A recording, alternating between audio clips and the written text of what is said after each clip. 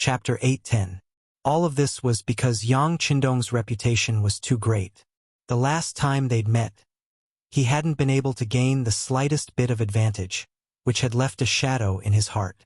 As soon as he saw Yang Qindong, he instinctively stood up. As soon as he stood up, he happened to meet Yang Qindong's gaze.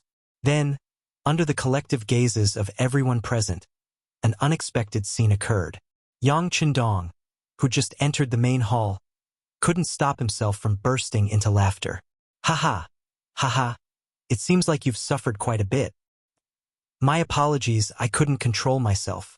I was just expressing my feelings, that's all. Not only did Yang Qindong not have the slightest intention of apologizing, he even had a mocking look on his face. Instantly, the other diners all fell silent. Then, when they came back to their senses, they also began to laugh loudly. This laughter caused Dong Chunhua's face to turn red.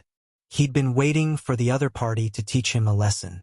Who would have thought that when the other party came, he'd be the first to stand up in fright? Then he'd be ridiculed instead.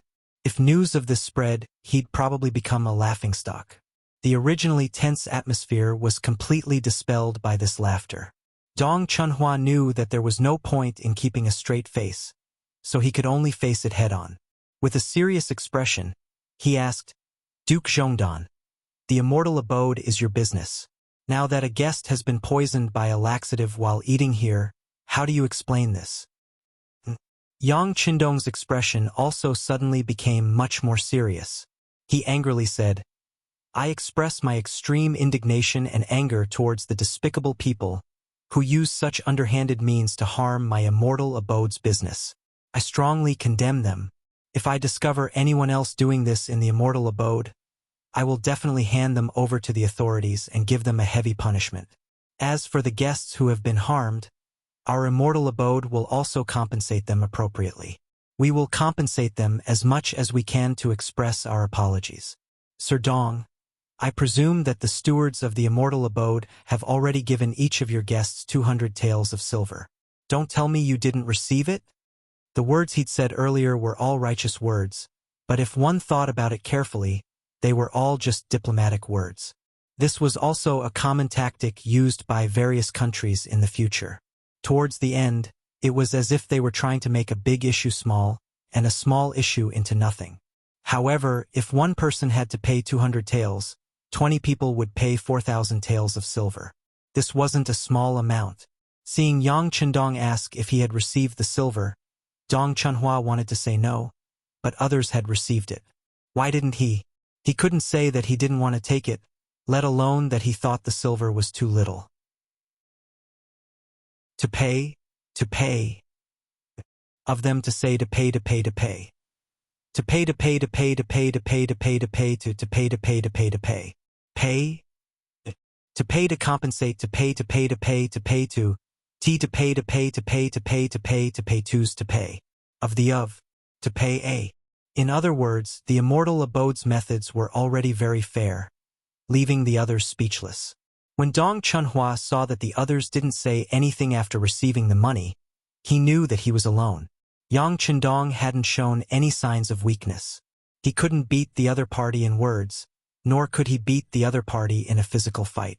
Staying here would only increase his troubles. Dong Chunhua snorted coldly, then walked out of the immortal abode with his hands clasped behind his back. Only the immortal abode would be able to bully their customers. Only they would be able to make a second-rank official speechless and have nothing to say. Seeing Dong Chunhua leave just like that, without even leaving behind a single vicious word, Yang Qindong felt as if he hadn't heard a thing.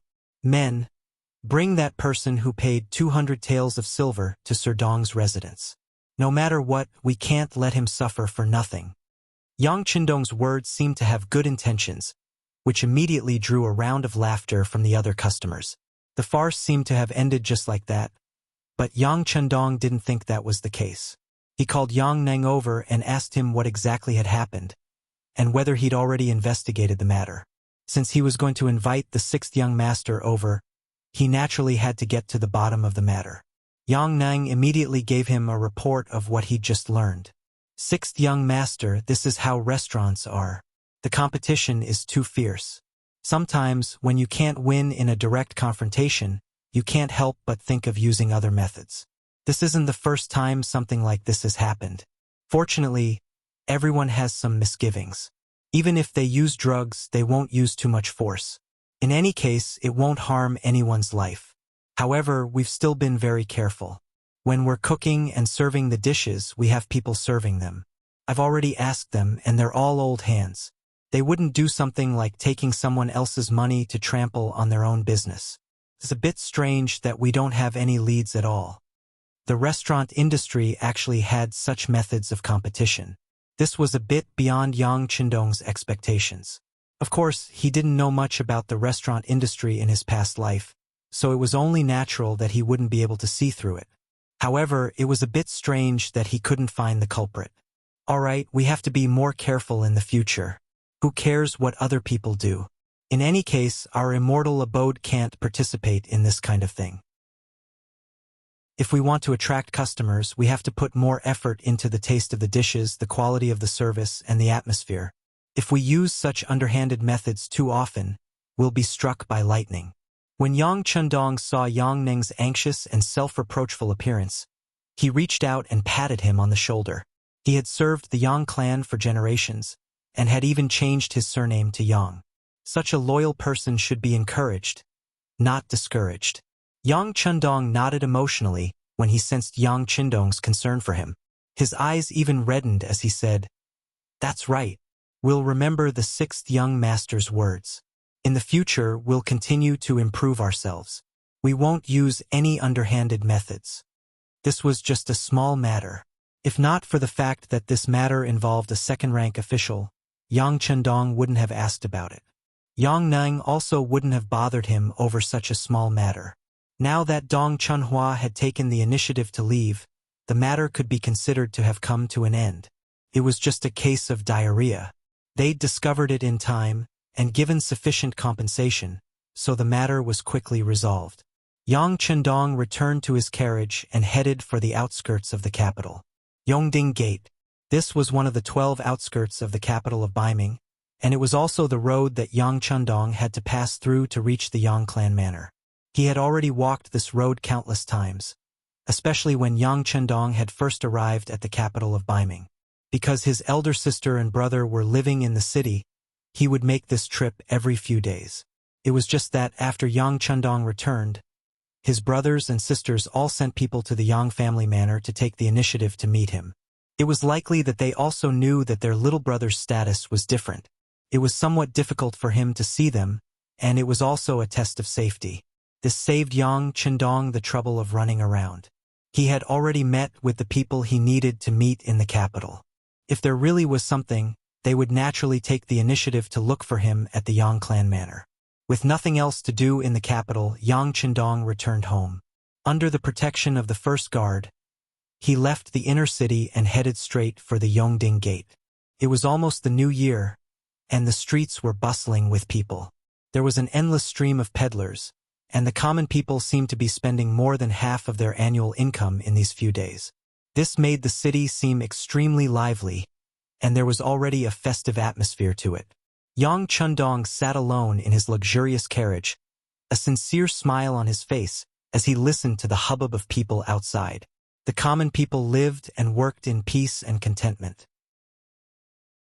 Wasn't this what all those who worried about the country and its people wanted to see? This was also the true reason Yang Qindong wanted to carry out a peaceful evolution.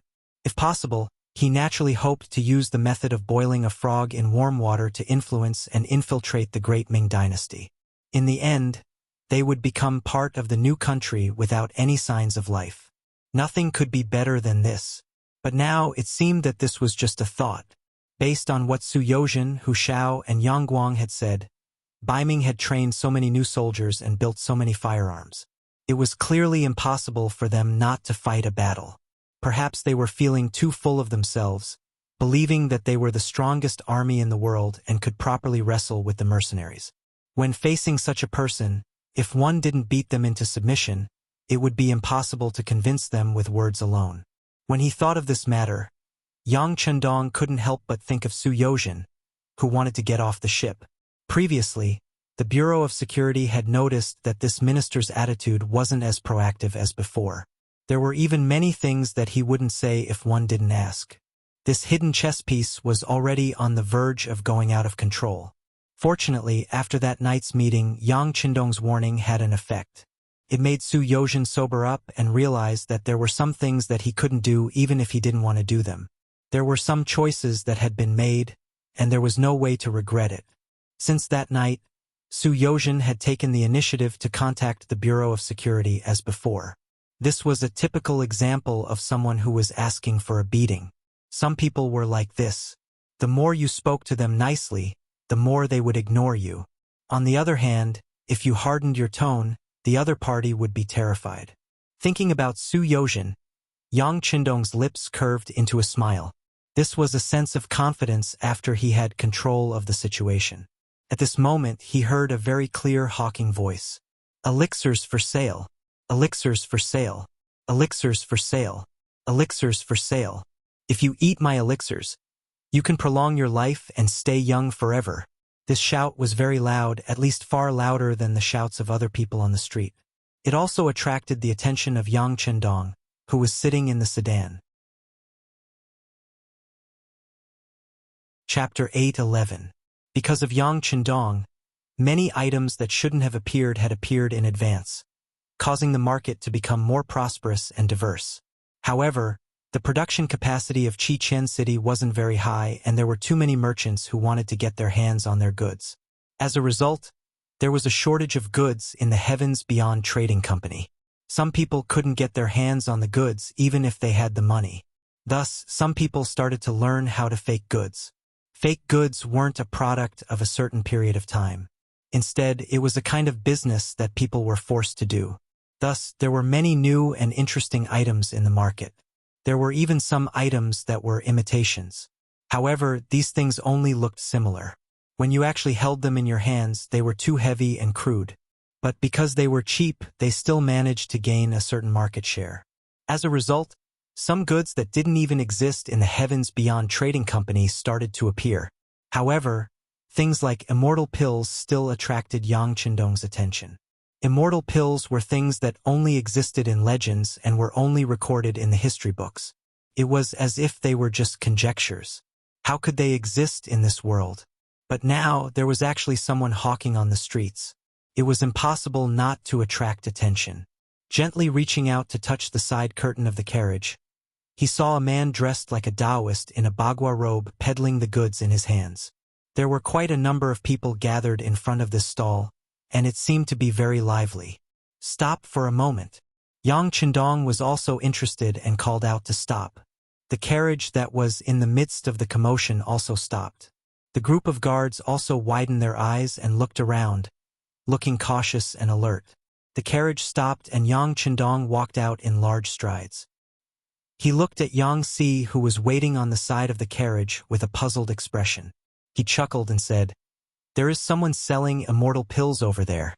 This young master is interested. Let's go take a look together." Okay. Since it was an invitation from the young master, Yang Si naturally wouldn't reject it. He smiled and nodded in agreement. The two of them, one servant and one master, followed by a few guards, walked towards the seemingly lively stall. As he got closer, Yang Qindong could finally see the so-called immortal pill in the other party's hand. It was golden, as if it was made of gold.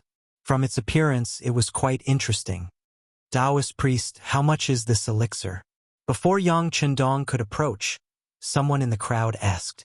"I can't say that this is a sale but an invitation. Only those who are fated will be able to obtain it.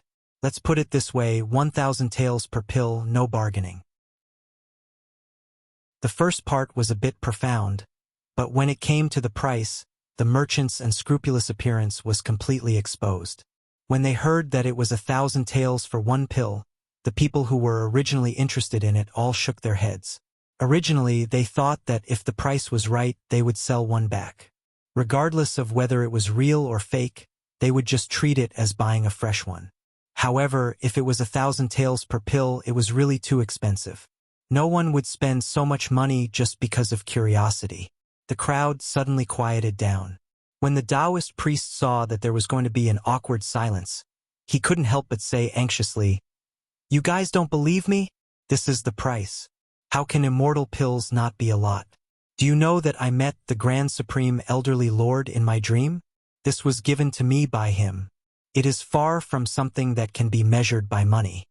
With this explanation, some people who had already wanted to leave couldn't help but hesitate. Previously, they thought that this bet was a scammer. However, when they heard that this matter was linked to immortals and the price was so expensive, they couldn't help but hesitate. But after all, it was 1,000 taels. No matter who wanted to take out this much money, they would have to consider it carefully. This actually helped Yang Qindong. He laughed and squeezed through the crowd. "Come, let me see. If it is really something good, I will take all of your immortal pills." Yang Qindong naturally wouldn't really believe that there were immortal pills in this world. He just looked at it curiously. It would be fun to buy it for his 2 wives to play with. When the voice rang out, it naturally attracted everyone's curious gaze. This was a rich guest coming to visit. It was impossible not to attract everyone's attention. Because of this voice, Yang Qindong also quickly passed through the crowd and came in front of the Taoist priest. Other than Yang Si, who was following closely by his side, the other guards were blocked out of the crowd for a moment. "This young master is someone who knows his stuff. Come up and take a look." Seeing that there was a guest, the Taoist priest's anxious expression changed. He laughed and handed the golden immortal pill in his hand to Yang Qindong. But because there was still a stall between them, his hand still couldn't reach in front of Yang Qindong. Since the Taoist priest couldn't pass it to him, Yang Qindong reached out to take it and squeezed his body forward. Just when his arm was about to touch the Taoist priest's palm, the Taoist priest's eyes suddenly flashed a murderous intent. Then, he suddenly raised his left arm that hadn't moved. A black muzzle was aimed at Yang Qindong's body. The sudden accident caught everyone off guard. Even Yang Qindong instinctively moved his body sideways in the face of this unexpected situation. And just as he moved, a gunshot sounded. The flintlock hit Yang Qindong's body. The strong recoil made his body tremble. "There's an assassin!" Yang Si, who was following by the side, witnessed all of this with his own eyes. His eyes immediately turned red. His right hand touched his waist. There was a Type 54 that he always carried.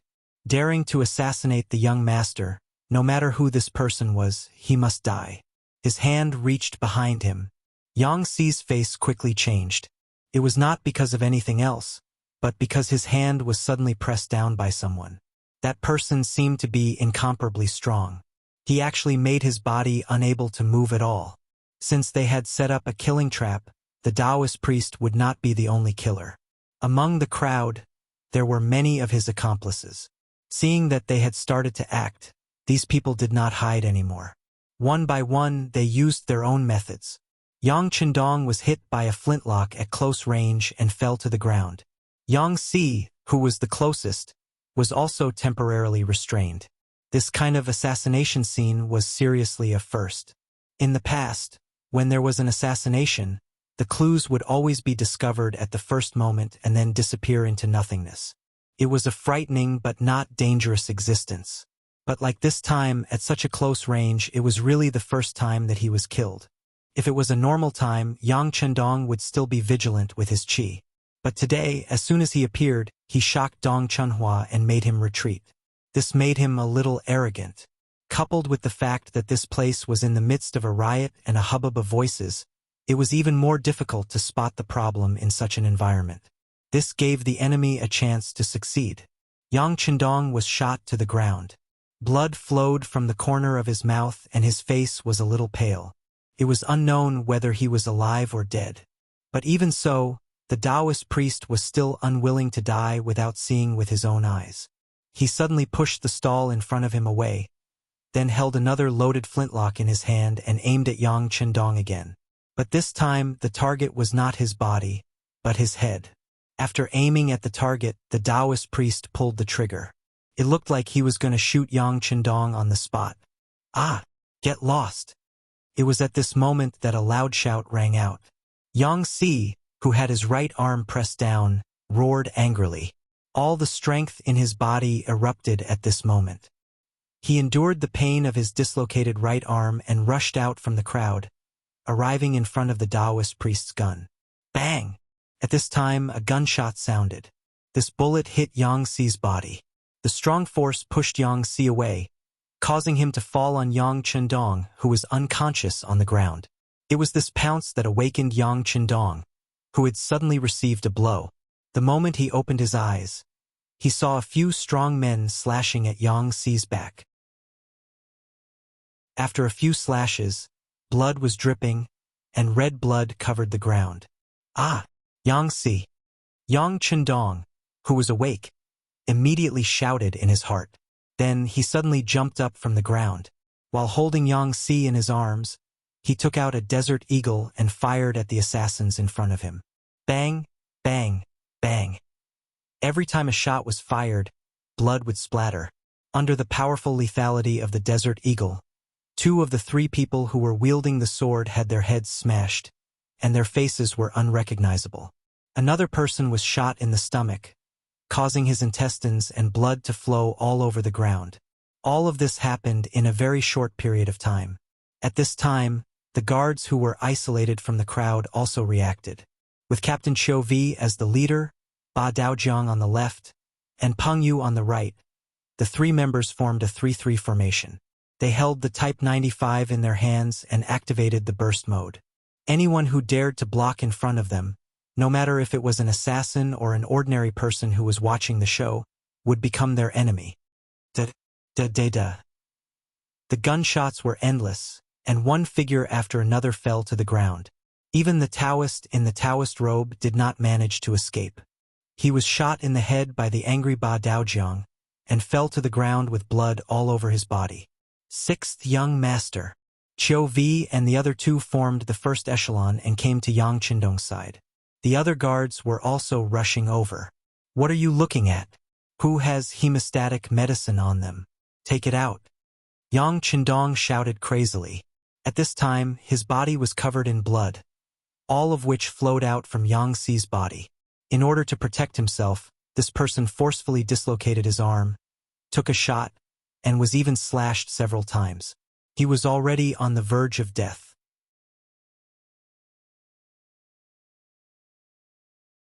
Chapter 8:12. I have it. Ba Daojiang reached into his chest and took out a small white porcelain bottle. People like him who had been in the Jianghu for a long time naturally carried hemostatic medicine with them. He reached out and took it, then quickly laid Yang Xi's body flat. First, he used a little force to reattach the dislocated arm. Then, he tore apart Yang Xi's clothes, revealing a layer of bulletproof vest inside. When it was taken off, a bloody red back was revealed.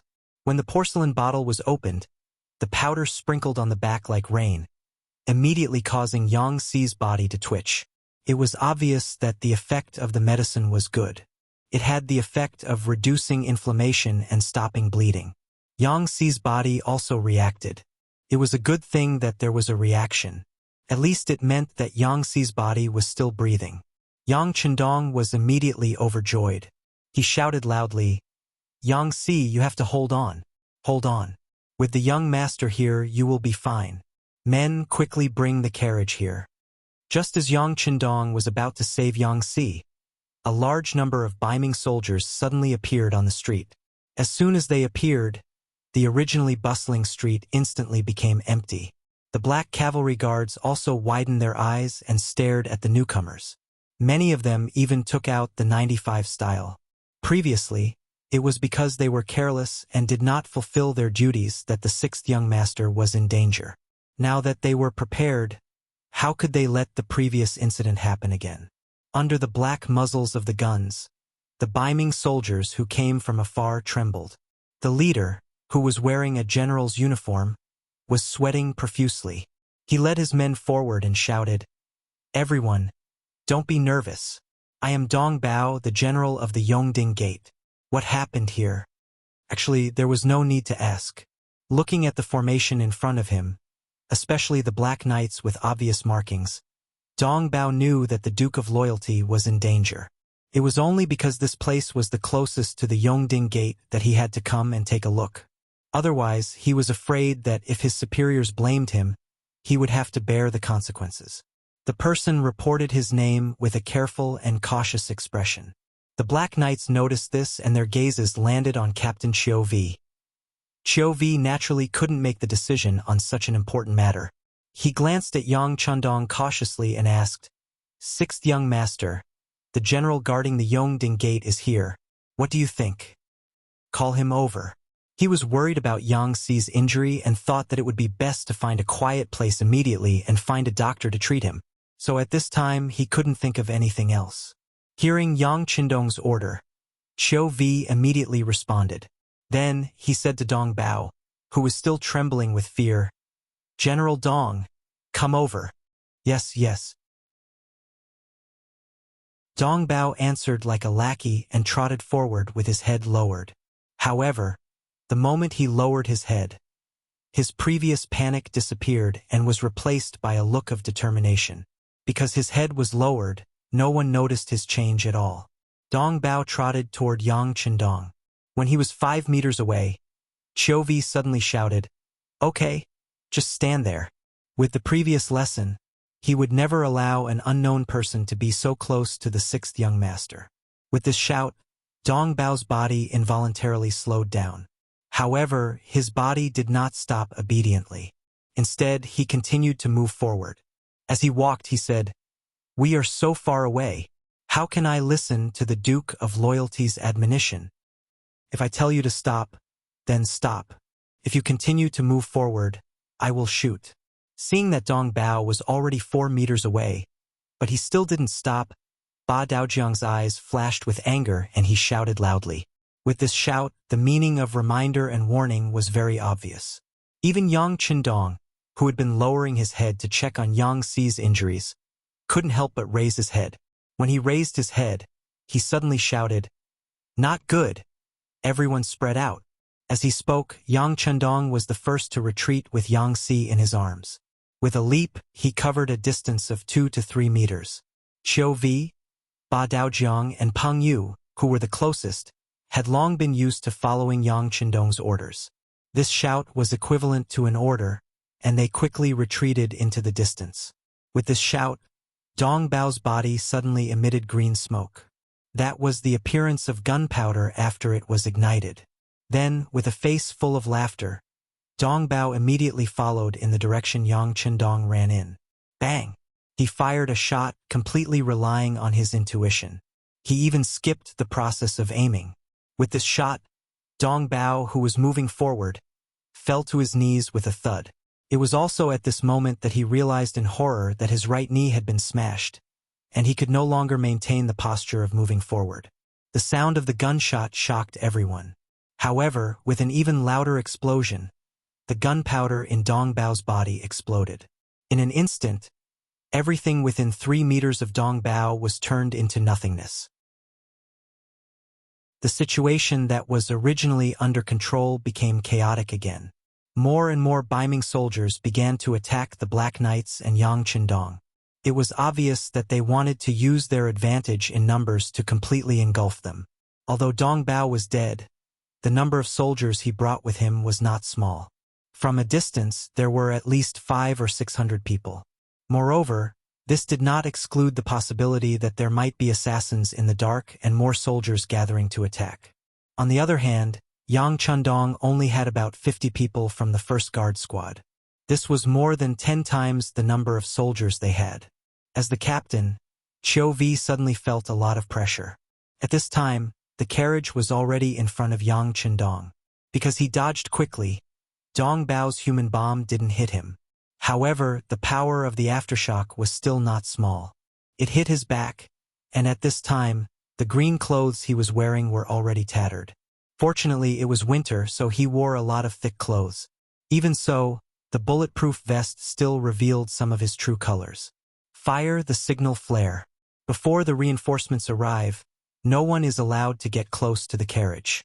This is an absolute order.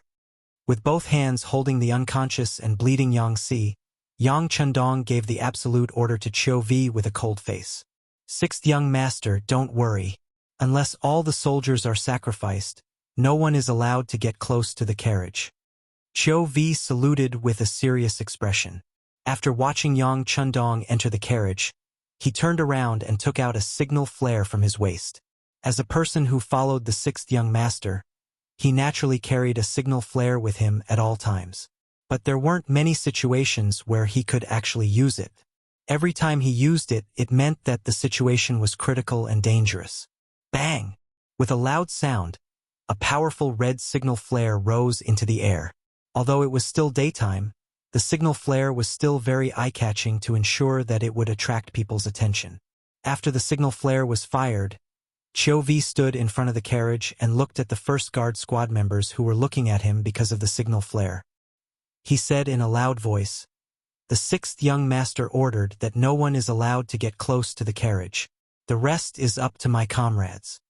"Yes," everyone shouted in unison from the bottom of their hearts. After the 49 guard squad members responded, they quickly began to retreat. While they were retreating, the 95 style in their hands spewed out flames and shot fatal bullets at the enemies charging at them. Just as Qiu Vi was worried, the enemy wasn't just the 500 or 600 people in front of them. As the gunshots rang out, the Beiming soldiers who were charging at the front fell to the ground one by one. Many men dressed in black appeared from the sides and behind them. They held bows and crossbows in their hands and quickly approached them while continuously shooting arrows. They looked like they were going to eat the first guard squad members alive. After more than 200 Beiming soldiers were killed, they learned to be smart. They didn't charge blindly. Instead, they took advantage of the complicated terrain on the street and began to look for a place to hide. Once they were safe, they would immediately pick up the bows on their backs and launch a long-range counterattack. It was true that they were not a match for the continuous fire guns, but they did not believe that these dozens of people would be able to carry much ammunition. Even if they had to exhaust the mercenaries, they had to exhaust them. The signal flare for help had been sent out, but it would take some time for them to appear. How to control the situation during this time, prevent the enemy from approaching the carriage, and complete the task given by the sixth young master became the most important problem. Just as the dead man thought, when they went out this time, because there was no plan at all, each soldier didn't bring a lot of bullets. In addition to the magazine in the gun, each soldier only brought 2 more. They thought that after a fierce attack, the enemies would be afraid and retreat. But the enemies in front of them were very tenacious. They looked like they didn't care about their lives. Coupled with the complicated terrain, the power of the 95 style was greatly restrained. Just like the previous wave of attacks, each soldier used up a magazine. If they continued like before, at most 2 more waves of attacks, they would run out of ammunition.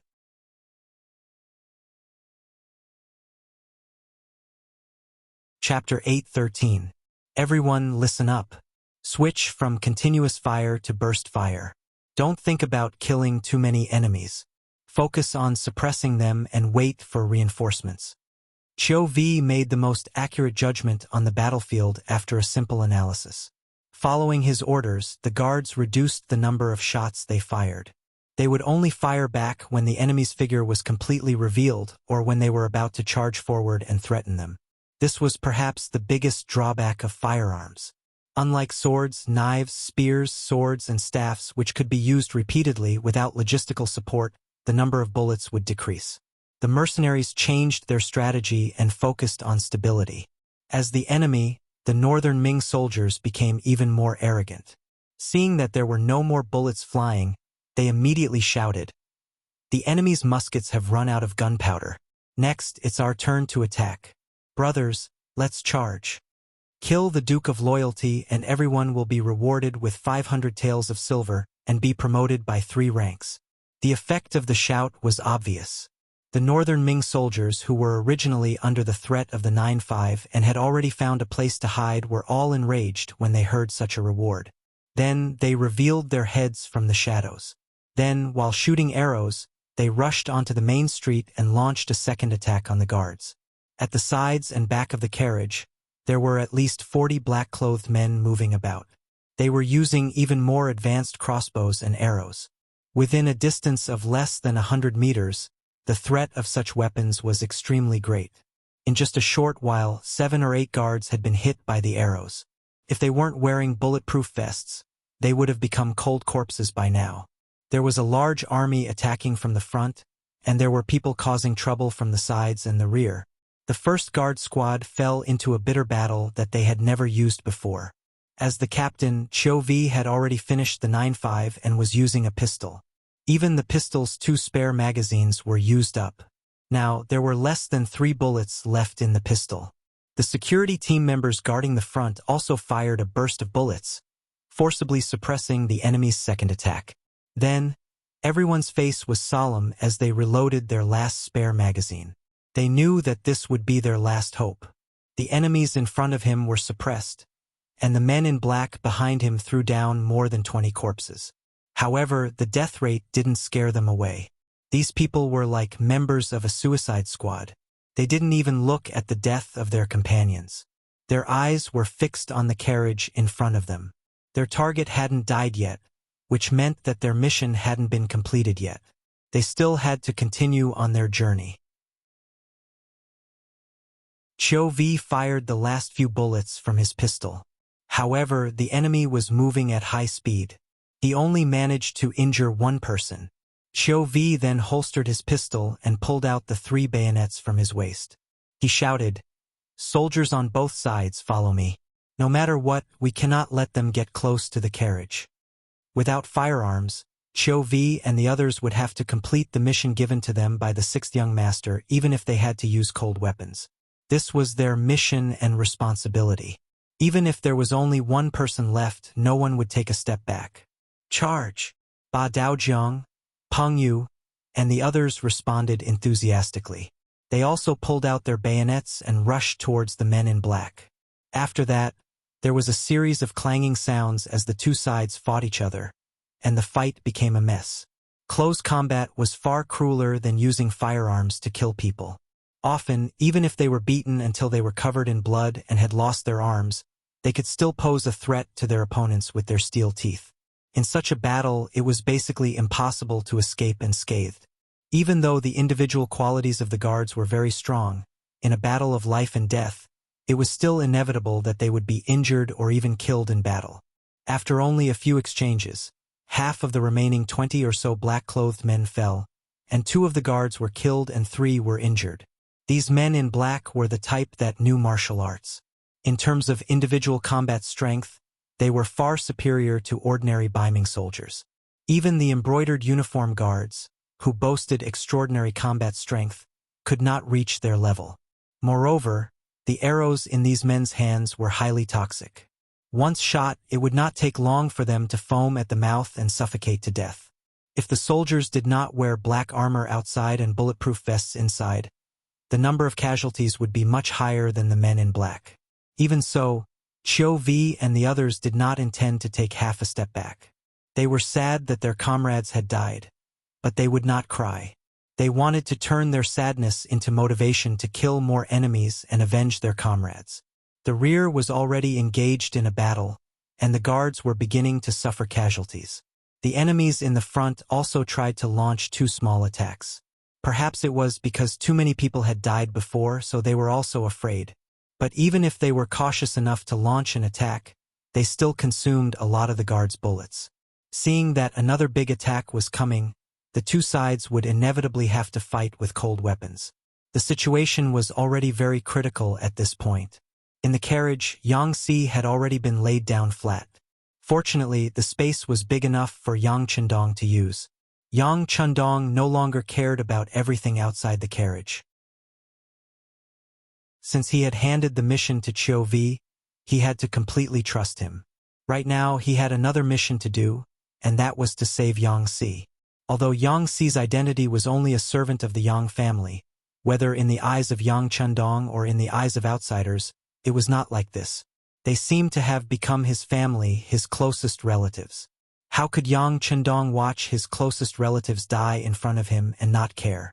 Not to mention, Yang Si's injuries were caused by protecting himself, so there was no reason for him to not care. Speaking of which, Yang Si's body did not have any fatal injuries. Most of them were caused by external injuries. The only fatal injury was excessive blood loss. In the eyes of outsiders, this kind of excessive blood loss was naturally beyond their ability.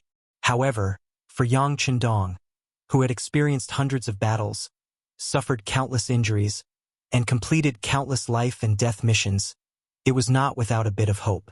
In the carriage, Yang Qindong first roughly checked Yang Xi's injuries. After knowing that he fainted because of excessive blood loss, he disappeared from the spot. When he reappeared, there were a few disposable infusion tubes and needles in his hands. Let's go all out. Although I haven't checked, I don't think there will be any changes to his blood type.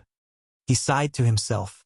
In his past life, he was a type O all-purpose blood type. He had given blood to and received blood from his comrades more than once. Even without anyone's help, he could still do this job very well. As if he had done it many times before, Yang Qindong stabbed the needle into his arm. Outside the carriage, the battle was still ongoing. It had already been at a stalemate for more than an hour. The casualties on both sides were constantly increasing. 300 meters away, atop the high walls of a residence, Chao Qin was watching this scene with a fierce expression. Today's events were all part of his plan. By chance, his subordinates saw the imperial censor of the right enter the immortal abode and hurriedly reported it to him. Then, the massive battle plan was put into motion. First, the poison experts of the embroidered uniform guard entered the immortal abode, as if they were looking for someone, and sprinkled laxatives into Dong Chuanhua's food. Then they waited for Yang Qindong to appear. As expected, this matter involved a major second-rank official. As expected, Yang Qindong had come to the capital. However, Chao Qin wasn't satisfied with the 50 or so guards at his side. But that didn't matter. The military strength he had arranged was several times that of the enemy's. Coupled with the sudden attack, they had at least a 70% chance of victory. The Taoist priest selling immortal pills was just a cover. Even Chao Qin himself wasn't sure if it would pique Yang Qindong's curiosity. If it didn't work, then they could only wait for the Duke of Loyalty to arrive at the Yongding Gate. The heavens seemed to be very fond of him. Yang Qindong really stopped, and this made Chao Xian extremely excited. He seemed to have already seen the scene of Yang Qindong's death. He saw the scene of Yang Qindong's death leading to a fight between the mercenaries and the Northern Ming Dynasty, and the Southern Ming Dynasty reaping the benefits. But another accident disrupted Chao Qin's plans. Those black-clad guards were actually so difficult to deal with. Again and again, even after using the 3 guns he'd spent so much effort to obtain, they still couldn't kill Yang Qindong. This made him feel like he'd punched an iron pot. He knew that he wouldn't have another chance. Helpless, Chao Qin gave the order to attack with all his might. He sent out all the experts he'd brought with him from Baiming, looking like he was willing to sacrifice everyone to complete this mission. As the battle continued, the situation seemed to become more and more unfavorable for him. Chao Qin's heart became heavier and heavier when he saw the mercenaries in black armor, making him feel helpless. Most of the casualties were his own warriors. "Sir, look over there. Is that Baiming's army?" At this moment, a subordinate's voice sounded in his ear, attracting Chao Qin's attention. After an hour, the Baiming army in the city finally made a move. A large number of soldiers rushed over. Speaking of which, Baiming's army shouldn't take so long to react to something like this. In fact, less than half an hour after the incident happened, the higher-ups in the Baiming army knew about it. But when they found out that the Duke of Loyalty was involved, they didn't immediately send out the order to send troops. Instead, they sent someone to report the news to the palace. Unexpectedly, they didn't receive the order immediately. It turned out that the acting sect master, Zhu Qiu, was hesitating. Chapter 8:14. He was certain that he had not given the order to kill Yang Qindong. The head eunuch beside him, Jining, who was also the supervisor of the embroidered uniform guard, was also negotiating in the Yang manner. It was impossible for her to make a move against Yang Qindong. If that was the case, then this time it was not one of his own people who made a move. Since it was not one of his own people who made a move, what did it have to do with him? He would just let them make a fuss. If they really did kill Yang Qindong, it would not be his fault. He would also be able to get rid of a big problem in his heart. Wasn't that a good thing? Zhu Qiyu was only thinking about who would dare to kill Yang Chendong in the capital and make such a big fuss about it. It was at this time that the supervisor eunuch of the Imperial Horse Directorate, Chun Guan, asked for an audience. As soon as he saw the emperor, he knelt on the ground and shouted that the imperial city was in trouble and that he had come to protect the emperor. Chun Guan's sudden action was seen by Zhu Qiyu and was naturally puzzled. He did not understand why there was trouble out of the blue. With an unhappy expression, he asked, "Chun Guan, why are you so panicked? Your Majesty, don't you know that danger is descending?" Chun Guan raised his head and pretended to be very confused. "Speak." Zhu Qiyu did not like officials who played riddles with him. He was the emperor and did not need to spend any effort on this kind of thing. Seeing that Zhu Qiyu was a little angry, Chun Guan didn't dare to play any more tricks. He immediately changed his appearance and said very sincerely, "Your Majesty, although the Duke of Zhongdan's death wasn't caused by us, if he died in the capital, Baiming wouldn't be able to escape responsibility. Those who do not understand will only think that the Duke of Loyalty and Courage died at our hands. How many people will ask for the truth? If that happens, the consequences will be unthinkable." Zhu Qiyu, who was originally standing there with his hands behind his back, moved slightly. His mouth opened and closed. He seemed to want to say something, but in the end he gave up. He knew that Chun Guan was right. If the Duke of Loyalty really died in his territory, ignoring everything else, just the fact that he did not save him would cause Northern Ming to suffer. Under his guidance, Baiming's army was growing stronger by the day, but this was not the reason why he wanted to fight to the death with the mercenaries. At least for now, the mercenaries were not his enemy. He wanted to first unify the Great Ming and resolve the internal problems before he could turn around and deal with others. This was the need to first settle the internal problems. Zhu Qiyu was thinking, so he did not immediately make a decision. Chun Guan, who was kneeling on the ground, was already drenched in cold sweat from the shock. In the palace, there were constant infighting, both open and covert. Choosing a side was of the utmost importance. Chun Guan had chosen Jin Ing as his master. The eunuch group was so big that Jin Ing alone could not make the decision. Below him was the powerful Gao Rang. This person was the supervisor eunuch of the Imperial Horse Directorate and the director of the East Depot. He was someone who could wrestle with Jin Ing. If Jin Ing died in Yangjia village, it could be imagined that an internal cleansing would be inevitable. As Jin Ying's assistant in the Imperial Horse Directorate, Gao Rang's fate could be imagined. He had no choice but to stand out. This time he owed a favor to Daizong. Not only was he saving Jin Ing, he was also saving himself. He had no choice but to come. After a long time, under Chun Guan's expectant gaze, Zhu Qiyu finally opened his mouth. "Issue an edict. Zhang Rang is to bring people to the rescue and protect the Duke of Loyalty and Courage's life." Chun Guan's expectant face could not help but reveal a trace of disappointment. However, he knew that this was the emperor's greatest concession. He immediately kowtowed and said, "This official obeys." After Chun Guan left, Zhu Qiyu finally turned his head and looked up at the roof of a large hall. He muttered, "I have done what I should. Everything will be up to the will of the heavens." The so-called will of the heavens was a trace of unwillingness in Zhu Qiyu's heart. He did not want to miss the opportunity to kill Yang Chendong, but he also did not want to be too obvious. Thus, he handed the matter over to Zhang Rang. He believed that Zhang Rang should understand his intentions. If he had been a step late, perhaps a great danger could have been eliminated. From this, it could be seen that the emperor was wise. He was well aware of the internal strife within the eunuch group. Perhaps this was what he wanted to see, or perhaps he had caused it. After receiving the imperial edict, Gao Rang began to gather the members of the Eastern Faction Guards. Then he unhurriedly headed in the direction of the Yongding Gate. At the same time, he also sent people to closely observe the movements in the direction of the Yang Manor so that he could make the best judgment. He watched the battle in the distance. When he saw the black-clothed assassin and the black-clad warrior fighting to the death, and when both sides were injured, Gao Rang's expression did not change. It was as if what was happening in front of him was not a life-and-death duel, but just a child's game. Since the emperor had given this task to him, he naturally understood the meaning behind it. What he needed to do was to wait and see. Unless it was absolutely necessary, he would not casually make a move. Not only that, but he also led the eunuchs of the Eastern faction guards to block the other Biming soldiers who had rushed here. Not only would he not casually make a move, but he would also not allow others to make a move.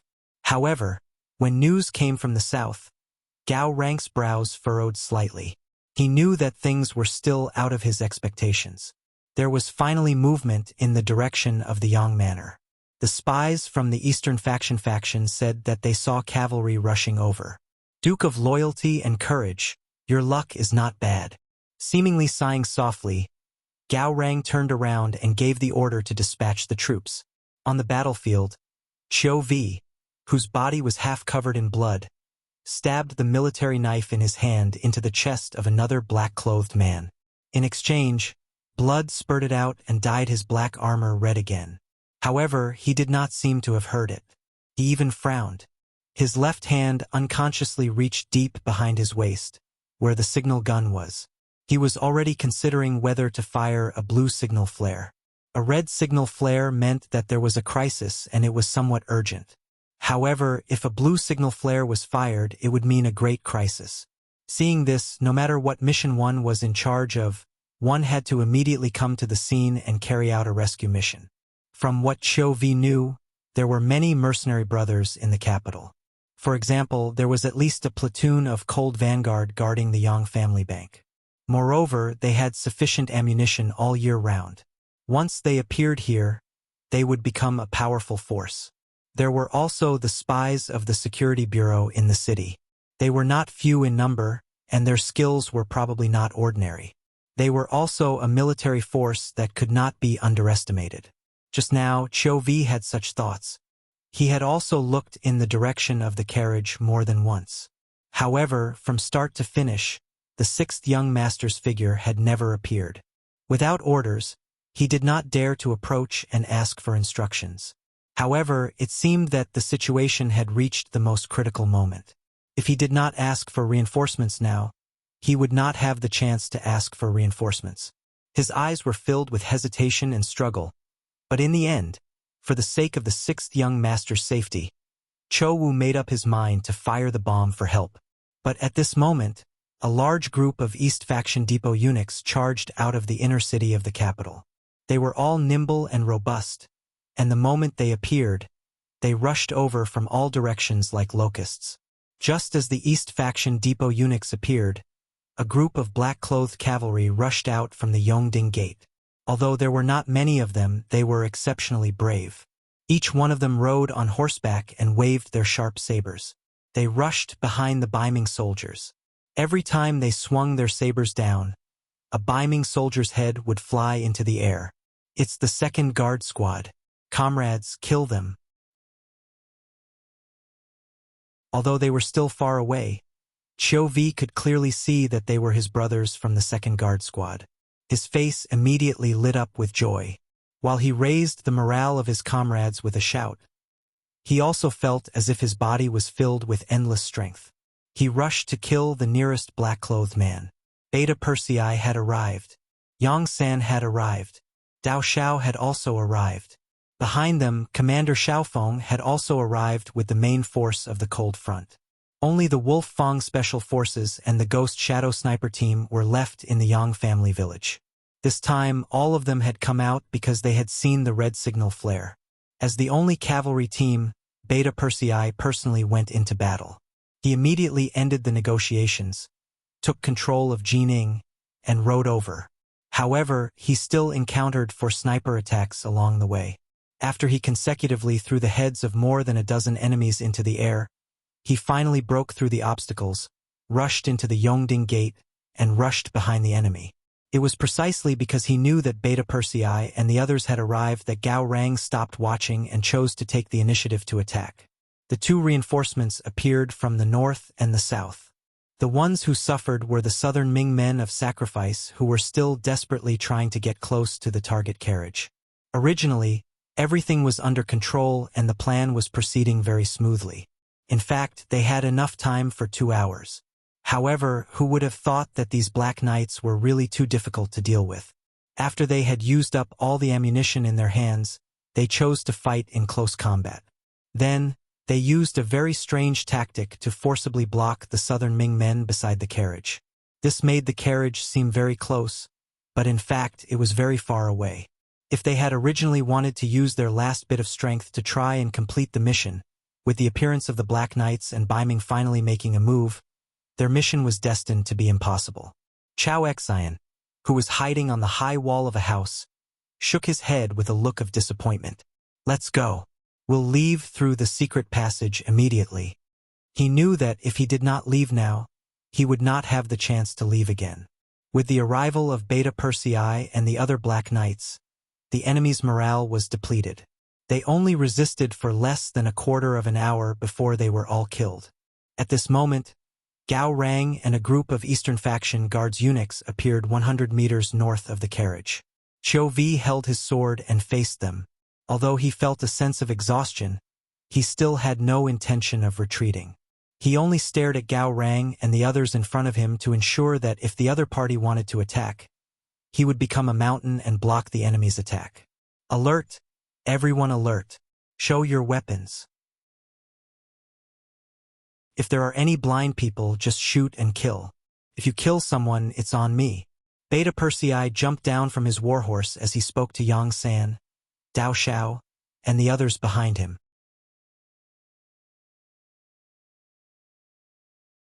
Chapter 8:15. Although they left in a hurry, they still brought a lot of ammunition with them. When the second guard squad delivered the bullets to the first squad, the faces of the guards of the 2 squads were brimming with confidence again.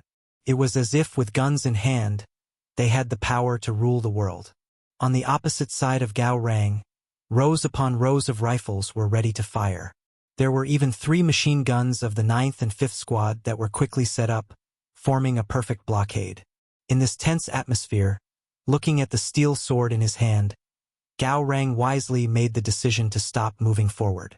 Beside the carriage, Beta Persei knelt on the ground and shouted with his unique loud voice, "Young master, Beta Persei is late. Please forgive me. Don't say any more. Let's go back to Yangjia village." A slightly weak voice sounded. Yang Chendong, who had just drawn 400 cubic centimeters of blood, was a little weak, so when he said this sentence, he gave people a sense of lack of confidence. Yang Chendong's answer was a little weak, which shocked Beta Persei, who had been following him. He wanted to open the carriage door to take a look, but he did not dare to do so without an order. He could only agree, then stood up and shouted, "Young master has ordered the entire army to retreat to Yangjia village." The carriage was driven by Yang San himself. The head of the security bureau was a little pale. Such a big assassination operation, but there was no warning beforehand. This was his dereliction of duty. Now, driving the carriage was just an expression of guilt. East Factory Manager Gao Rang has come to protect the Duke of Loyalty under the orders of the Daizong. Please see him. At this moment, Gao Rang's shout came with the wind. He knew that Yang Chendong would not believe anyone at this time, but he still had to shout out his attitude. Otherwise, Biming would not be able to get away from this assassination. No one answered Gao Rang's words. Only the cold wind continued to blow, and the enemy's corpses were scattered all over the ground. In this battle, 9 members of the 1st Guard Squad died and 18 were injured. The corpses of their dead comrades were naturally carried away, leaving behind the corpses of the southern Ming men of sacrifice. Although they were still far away, the smell of blood could still be smelled. It was as if to say how crazy and cruel the battle just now was. Yang San, steady yourself. As soon as the carriage exited the Yongding Gate, Yang Chendong, who was driving the carriage, heard Yang Chendong's voice. He had no choice but to slow down. Fortunately, they were already out of the capital, and Xiao Feng and his cold-edge soldiers could be seen on the sides of the road. The danger had passed, and they were finally safe. After about an hour of steady travel, the luxurious carriage finally entered the Yang clan manor. At the entrance of the manor, 2nd Madame Xiao Yin, 4th Madame Lady Xiang, 7th Sister Yang Duo, and everyone from the Yang Family Academy had already come out to welcome them. They only saw the red signal flare rise into the sky, but they didn't know what exactly happened. The carriage is here. From afar, many people heaved a sigh of relief when they saw the iconic carriage appear under the protection of the Black Knights. Since the carriage was fine, the 6th young master was probably fine as well. But there were also some sharp-eyed people who saw the 9 corpses on the horses, and their expressions turned grave. Who were these Black Knights? They were definitely the strongest force of the mercenaries, or else they wouldn't have been assigned to the 6th young master's side. But even they had lost so many people, so one could easily imagine how intense the battle had been. Yang San drove the carriage to a stop in front of the 2 madams, but before the 2 madams could say anything, Yang Qindong's voice came from within the carriage. Go to the Academy's infirmary. Yang San agreed and smiled apologetically at the 2 madams. Then the carriage drove away. Unlike before, it wasn't just the Black Knights following them, but also a few other women. The carriage finally stopped in front of the Academy's infirmary. Yang San took the initiative to open the carriage door, revealing a very pale Yang Qindong. Yang San's eyes were filled with tears when he saw the wise and mighty 6th young master become like this, and even his green robe was already in tatters. Young master, it's our fault. We didn't foresee this in advance, Well, this matter has nothing to do with you. Yang Qindong reached out and patted Yang San on the shoulder, then jumped off the carriage and said to Beta Persei, You two carry Yang Si down, and remember to be careful. By the way, where is Yuan Heping? After Yang Qindong shouted, a man in his 30s among the academy students immediately responded, Dean, Heping is here. Come here. Seeing Yuan Heping, a smile finally appeared on Yang Qindong's face. This person came from a medical family. Although he was young, he was already quite famous in the middle-aged field. Later, he came to the Yang Qindong Academy and was chosen by the 2nd Dean Wang Si. He stayed there to learn Western medicine and made rapid progress. He was the person with the best medical results among Yang Qindong's forces. Heping, you also get on the carriage. Yang Si is receiving an infusion. You hold the bottle and be careful. Yang Qindong called Yuan Heping over, patted him on the shoulder, and then walked in the direction of the 2 madams. With Yuan Heping's help, Yang Si was lifted out of the carriage. His body was covered in blood, and as soon as his pale and colorless face appeared, it caused a series of gasps. In the crowd, 4th Madame's personal maid, Xiao Wei, exclaimed and was about to run forward, but she was stopped by Yang Qindong, who was already prepared. Don't be so agitated. Your husband can be saved, but if you go up and cause trouble, then it's not certain. Xiao Wei was Yang Si's wife. Her marriage was personally arranged by Yang Qindong. As a wife, how could she not be moved by her husband's current state? Right now, she just wanted to lie on Yang Si's body and cry. However, since these words were said by the 6th young master, Xiao Wei naturally didn't dare to disobey. She could only retreat to the side with tears in her eyes. Yang Qindong signaled to 4th Madame with his eyes, asking her to take care of Xiao Wei. Then, he looked at Xiao Yin and 7th Sister Yang Duo and said, Do you have clean clothes? I'm too dirty right now. I don't even have a shape. Let's go. Xiao Yin and Yang Duo took a step forward at the same time. One in each hand, pulled Yang Qindong into the inner courtyard of the Yang Manor. Along the way, there was a burst of crying. Fortunately, they learned that Yang Qindong wasn't seriously injured. Only then did they relax a lot. Young master, can Yang Si be saved? Xiao Yin's worry shifted to the heavily injured Yang Si. When Yang Qindong wasn't here, this person had always stayed in the manor to protect them. After interacting with him for a long time, they naturally had feelings for each other. Just like how Hu Yen called Yang Qindong Dong Shuai in private, Xiao Yin was also used to calling him young master in private. Yang Qindong corrected her a few times, but found that it was useless. Hearing Xiao Yin's question, he nodded confidently. He can definitely be saved. After washing up, Yang Qindong went from the inner courtyard to the academy's infirmary. Although it was called an infirmary, it was actually a small hospital. It covered an area of several thousand square meters and had more than 10 beds. There was also a special room for receiving patients. When Yang Qindong appeared, he was quickly surrounded by people. The most excited of them all was Yuan Heping. Dean, Brother Yangxi is receiving an infusion.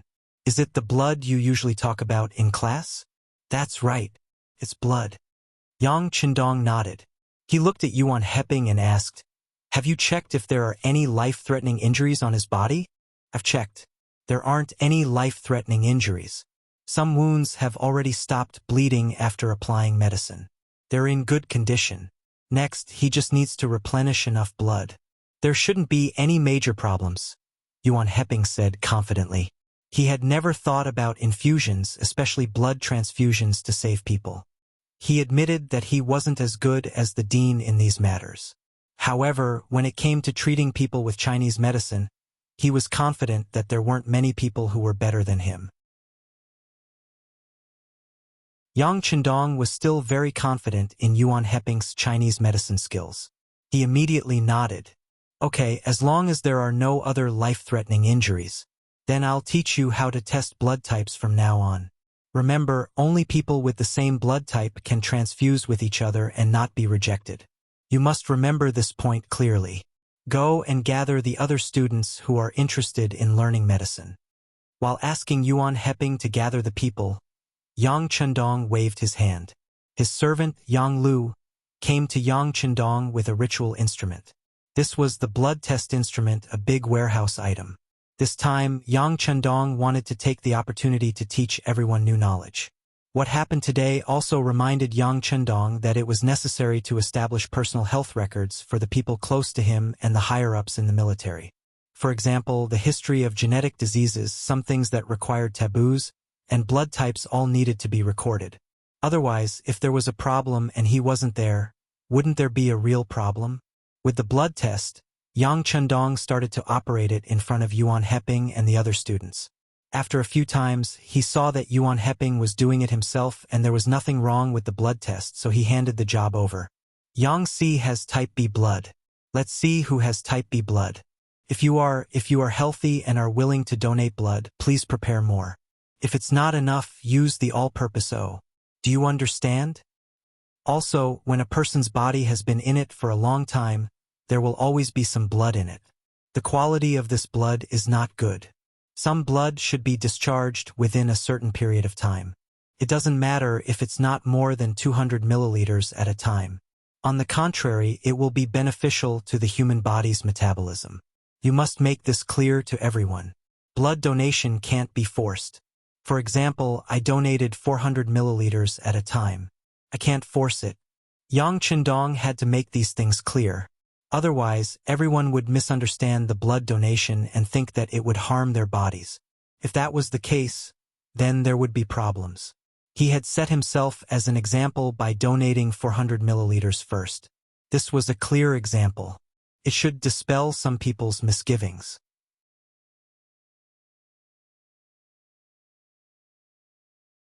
Chapter 8:16. "Dean, I understand."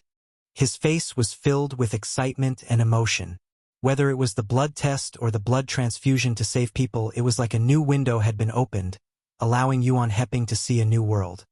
He could even assert that once the blood transfusion to save people worked, who knew how many people would benefit and how many people would be saved from the brink of death. Of course, all of these procedures had to be up to standard. Only when there were no problems would it be considered saving people. Otherwise, it would be harming people. In the ward, Yangxi was lying peacefully. After the fresh blood entered his body, his condition was much better than before. At least, there was more color on his face. This made Xiaowei, who had been accompanying him, extremely excited. When she saw that it was the 6th young master who had entered the ward, she hurriedly stood up in a panic and wanted to kneel on the ground to thank him. Yang Qindong was quick to react. He blocked the kneeling knee and shook his head gently. "Don't thank me. I should be thanking Yangxi. If it wasn't for him, I'm afraid I would be a dead man. No, the sixth young master is invincible. Even God is afraid of you. He would never dare to accept you. Xiao Wei was shocked when she heard Yang Qindong's words of gratitude. As a servant, shouldn't it be his duty to protect the master? How could he deserve a word of thanks? Yang Qindong did not explain anything. Instead, he carefully observed Yang Xi's condition. When he found that everything had stabilized, he was relieved. After comforting him for a while, he left the ward. Outside, Beta Persei, Yang San, Yang Lu, Qiu Vi, Dao Xiao, and the others were all looking at him as if they were looking at a god. They had all seen Yang Xi's injuries, especially Qiu Vi. As the first person besides Yang Qindong to see the injuries, his first thought was that brother Yang Xi was definitely going to die. Although it was difficult for him to accept the news and he was very sad, there were always deaths when looking for a fight. To be able to die protecting the sixth young master was originally a very glorious thing. However, he never expected that he would be saved.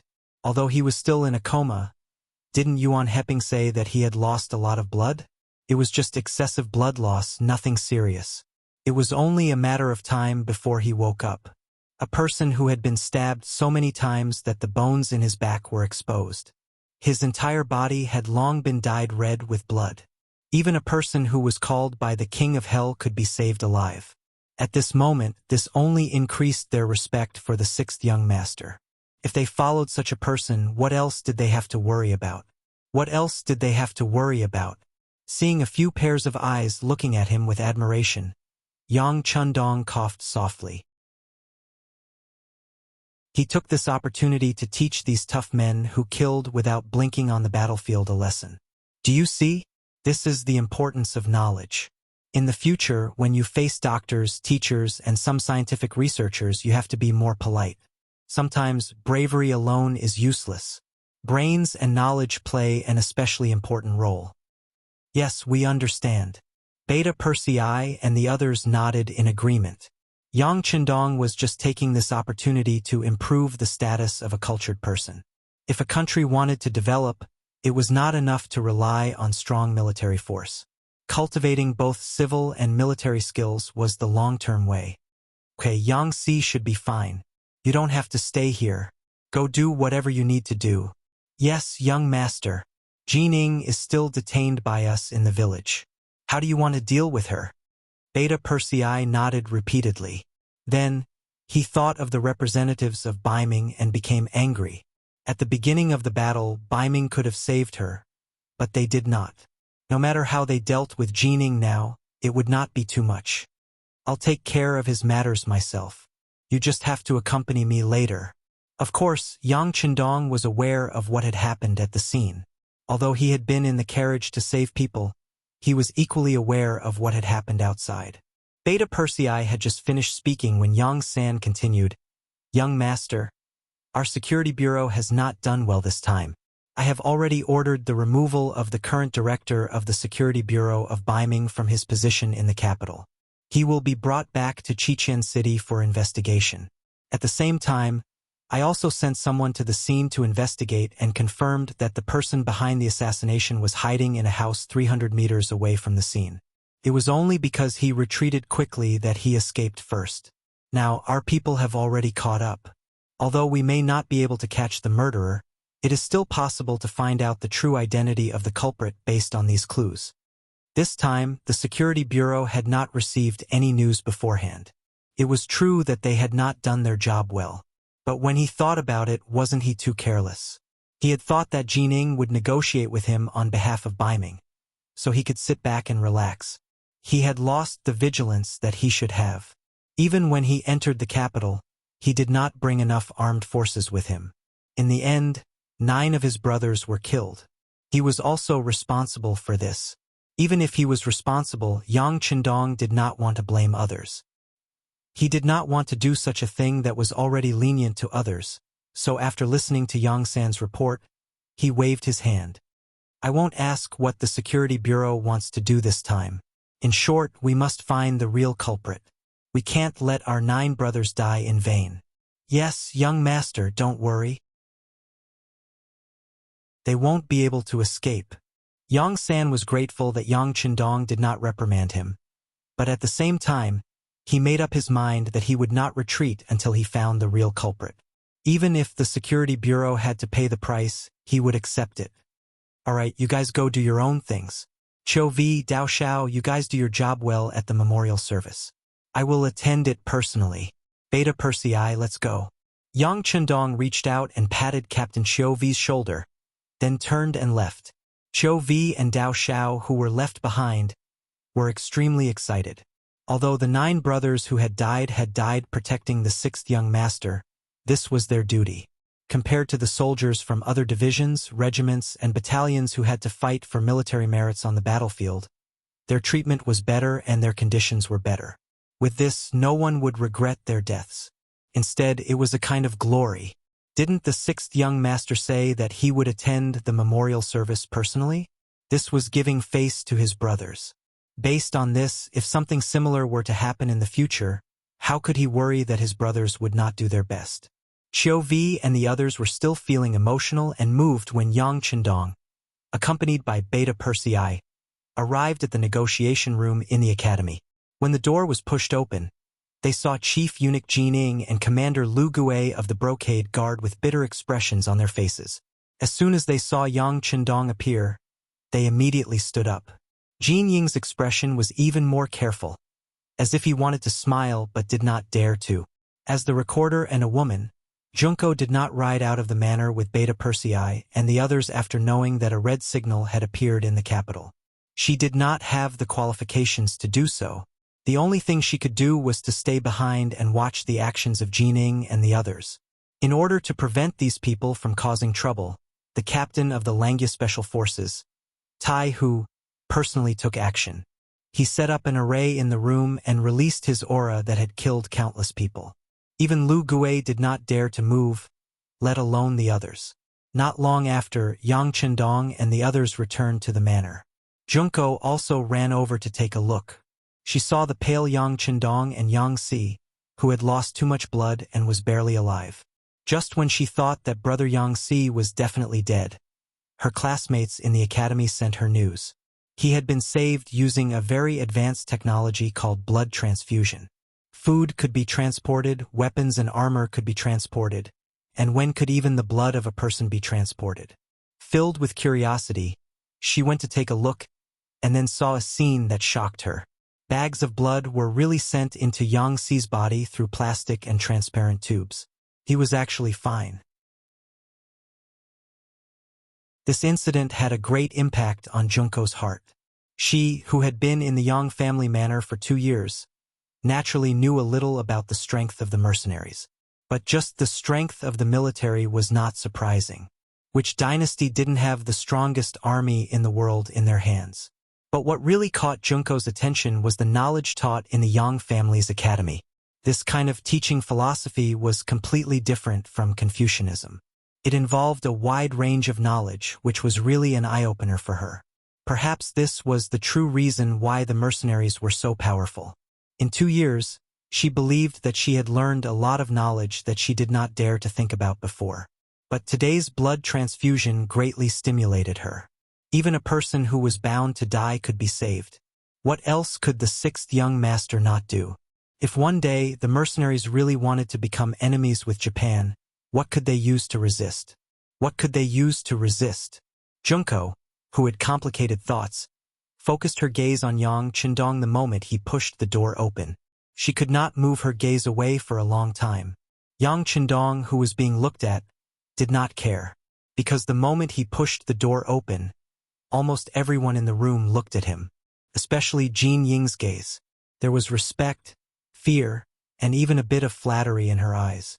Yes, this popular person by Dai Zong's side was someone that even the ministers wanted to curry favor with. At this moment, when she looked at Yang Qindong, she showed a flattering expression. What happened had not been hidden from him. On the contrary, someone had specially reported it to him. It was because of this that Jin Ying very keenly discovered the problem. In this operation, although Baiming was not the main culprit, they could not shirk their responsibility. The assassins were probably not sent by Emperor Daizong. Otherwise, why would he waste his time negotiating with the mercenaries here? But it was true that they were not the ones who sent the assassins, but they did not take any action to save him. This was too wrong.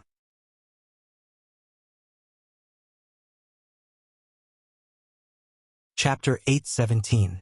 Jining could even guess that the moment this incident occurred, the news must have reached the emperor as soon as possible. The emperor was probably already thinking about getting someone else to do his dirty work.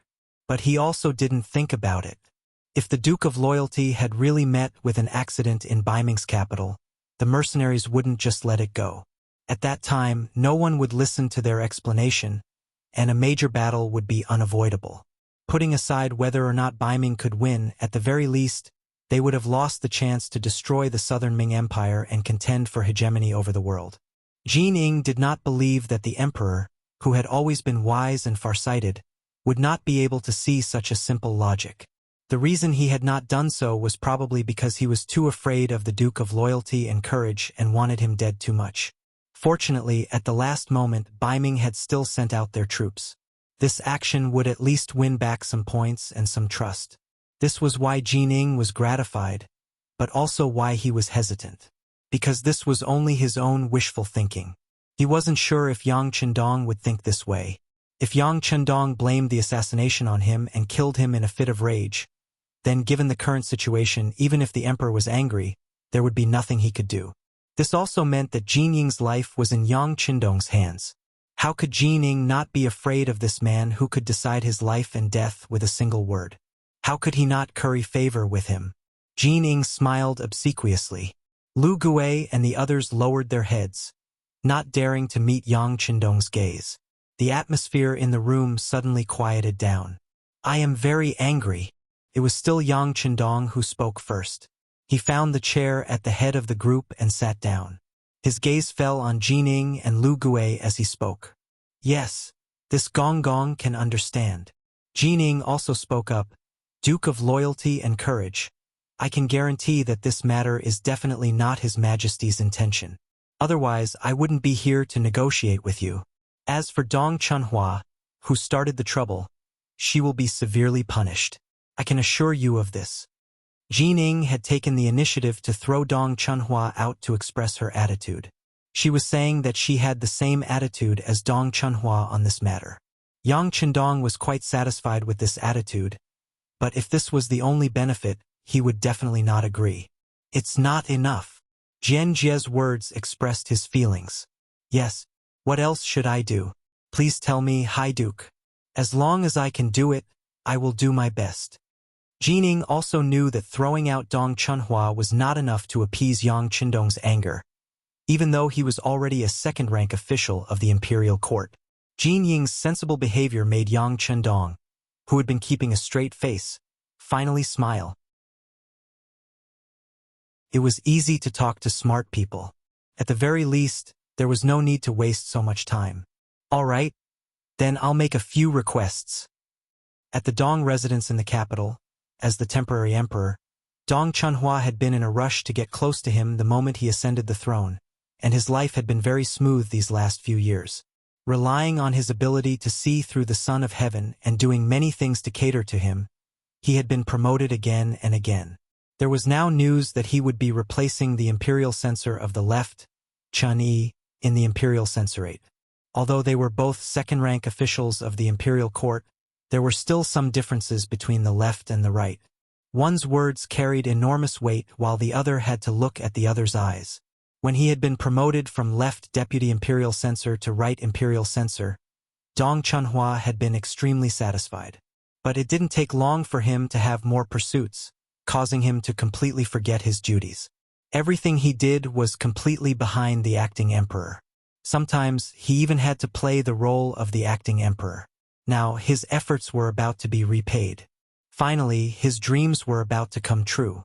How could he not be happy at this moment? Extreme joy begets sorrow. This was Dong Chunhua. Originally, he thought that he would be on the same level as the other ministers, but he never thought that such a thing would happen today. Being humiliated by Yang Chendong wasn't a big deal. After all, he was someone who could even force a minister to death. But the wrong thing was that the loyal duke shouldn't have been assassinated after this and almost lost his life. Even if Yang Chendong was dead, Dong Chunhua wouldn't be as scared as he was now. After all, what could a dead person do to him? Besides, once such a thing happened, the temporary emperor would definitely put someone like him in an important position and promote him in order to better stabilize the court. The problem was that the person didn't die. Looking at the cause of the matter, it was because he was poisoned by the food he ate that caused the other party to walk out of the Yang family manor, resulting in the assassination this time. Thinking about it from the beginning to the end, it seemed that he was the root of the disaster. Patting his conscience, Dong Chunhua really didn't know that there would be an assassination. Everything was really a coincidence. But now, would anyone believe what he was saying? After knowing that Yang Chendong was surrounded and killed, Dong Chunhua was completely frightened. Following that, he kept praying in his heart, hoping that the assassins would succeed. When the housekeeper who was sent to inquire about the news came back and said that the loyal duke seemed to be injured, but it wasn't a big problem, he plopped back on the chair. He knew that this time he was really finished. Yang Chendong didn't die, and his appearance was too coincidental. There was no way to explain this matter, and presumably, no one would be willing to listen to his explanation.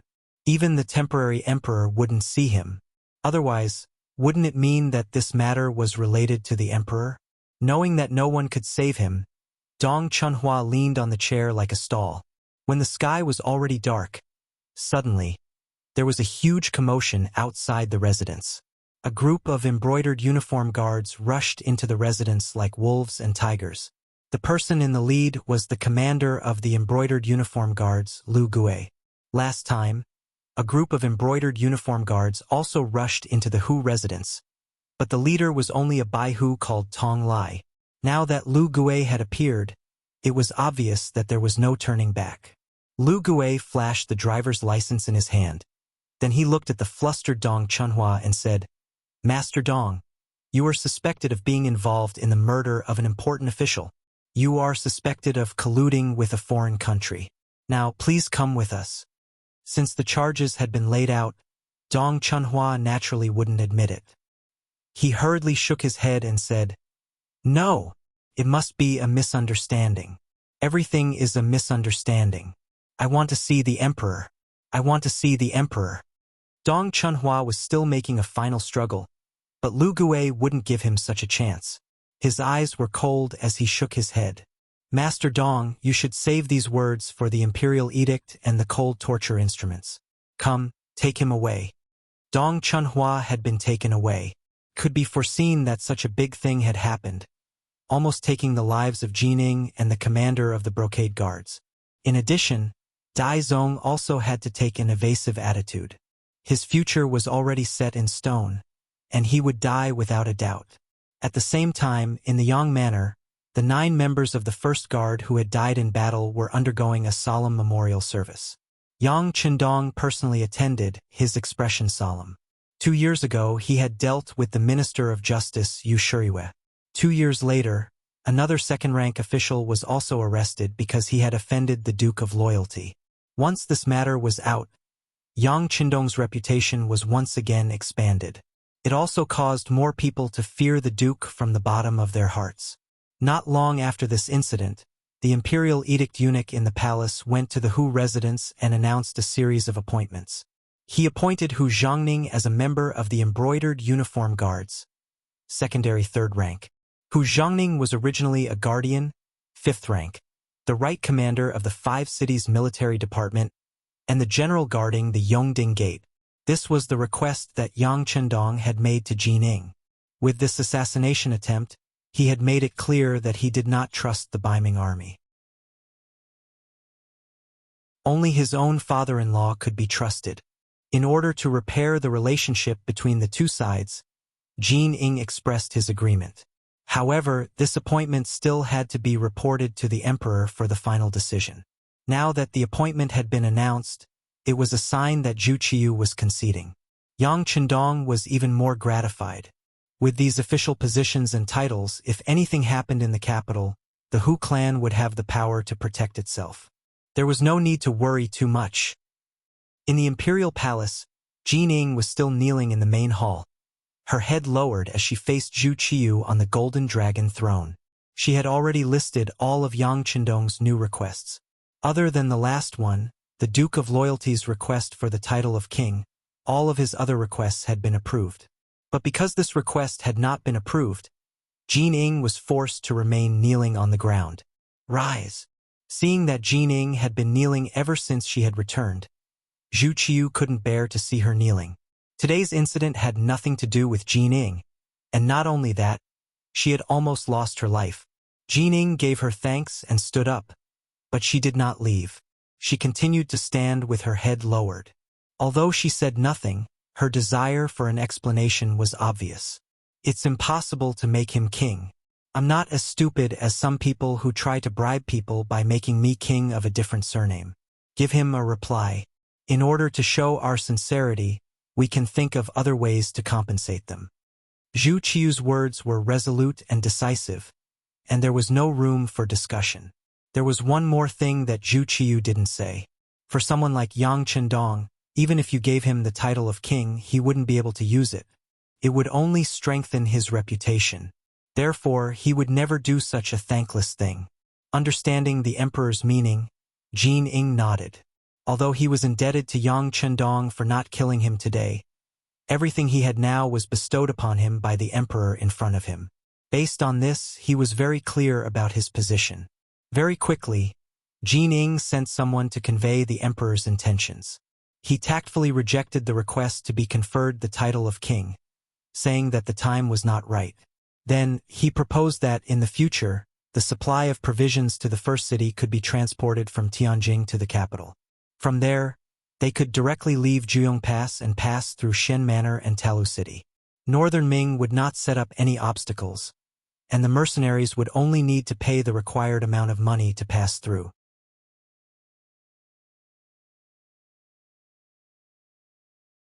Chapter 8:18. When Yang Qindong saw this news, he was in his study room. Standing beside him was the cautious director of the Security Bureau, Yang San. The previous director was Hu Mang. Later, because he had too many things to do, he completely put down this part-time job. Yang Sandy concentrated his power, and because of this, he did a lot of big things. Of course, it was inevitable that there were some mistakes. Don't look at how the words of the Security Bureau carried weight and everyone was afraid of him. But when he stood beside Yang Qindong, he was very obedient and stood obediently. Unless the sixth young master asked, he didn't dare to say a word. Tell me, Yang Qindong asked casually as he threw the booklet Jining had sent onto the table. He leaned back in his chair and asked casually. There was only Yang San in the room. Of course, this question was asked to him. The director of the Security Bureau didn't answer immediately. He first thought about it before replying. At present, this is a very beneficial thing for both sides. We lack things and they lack money. This can be considered a win-win situation. Yang Qindong nodded gently. Present, this is the case. We should also seize this opportunity to transport more things from Chichen City to the origin city. If one day the two sides have a falling out, we won't have to worry about the problem of food. Of course, the Security Bureau must pay attention to this matter and closely monitor the movements of all sides in the capital. Once there is a change in the situation, immediately make countermeasures and preparations. Yes. Yang San nodded heavily. By the way, what do you plan to do over there? Yang Qindong's chin moved slightly toward the south. After the Security Bureau used a lot of manpower and material resources, a telegram soon came from the capital of the Southern Ming dynasty. Although there was not enough evidence to prove it, various clues had pointed to Chao Yen, the adopted son of the chief eunuch, Chao Jixiang. Yang San just reported this matter to the sixth young master. Young master, we have come up with a few plans to deal with the Southern Ming Empire's ministers. There is also a plan to deal with Chao Jixiang himself. This subordinate thinks that we can give it a try. Yang San carefully probed. As Yang Xie's power continued to expand, he found that he couldn't understand his young master anymore. Yang Qindong's mouth twitched slightly after hearing this. Give him a taste of his own medicine? It seems feasible, but the success rate is too low. They will definitely be more careful. If we do this, not only will we not be able to kill them, but the strength of the Security Bureau's elites will also be damaged. It's not appropriate. Listening to Yang Qindong's concern for the Security Bureau, Yang San said gratefully, "Thank you, young master, for your concern, but are we going to do nothing?" That's not a bad suggestion.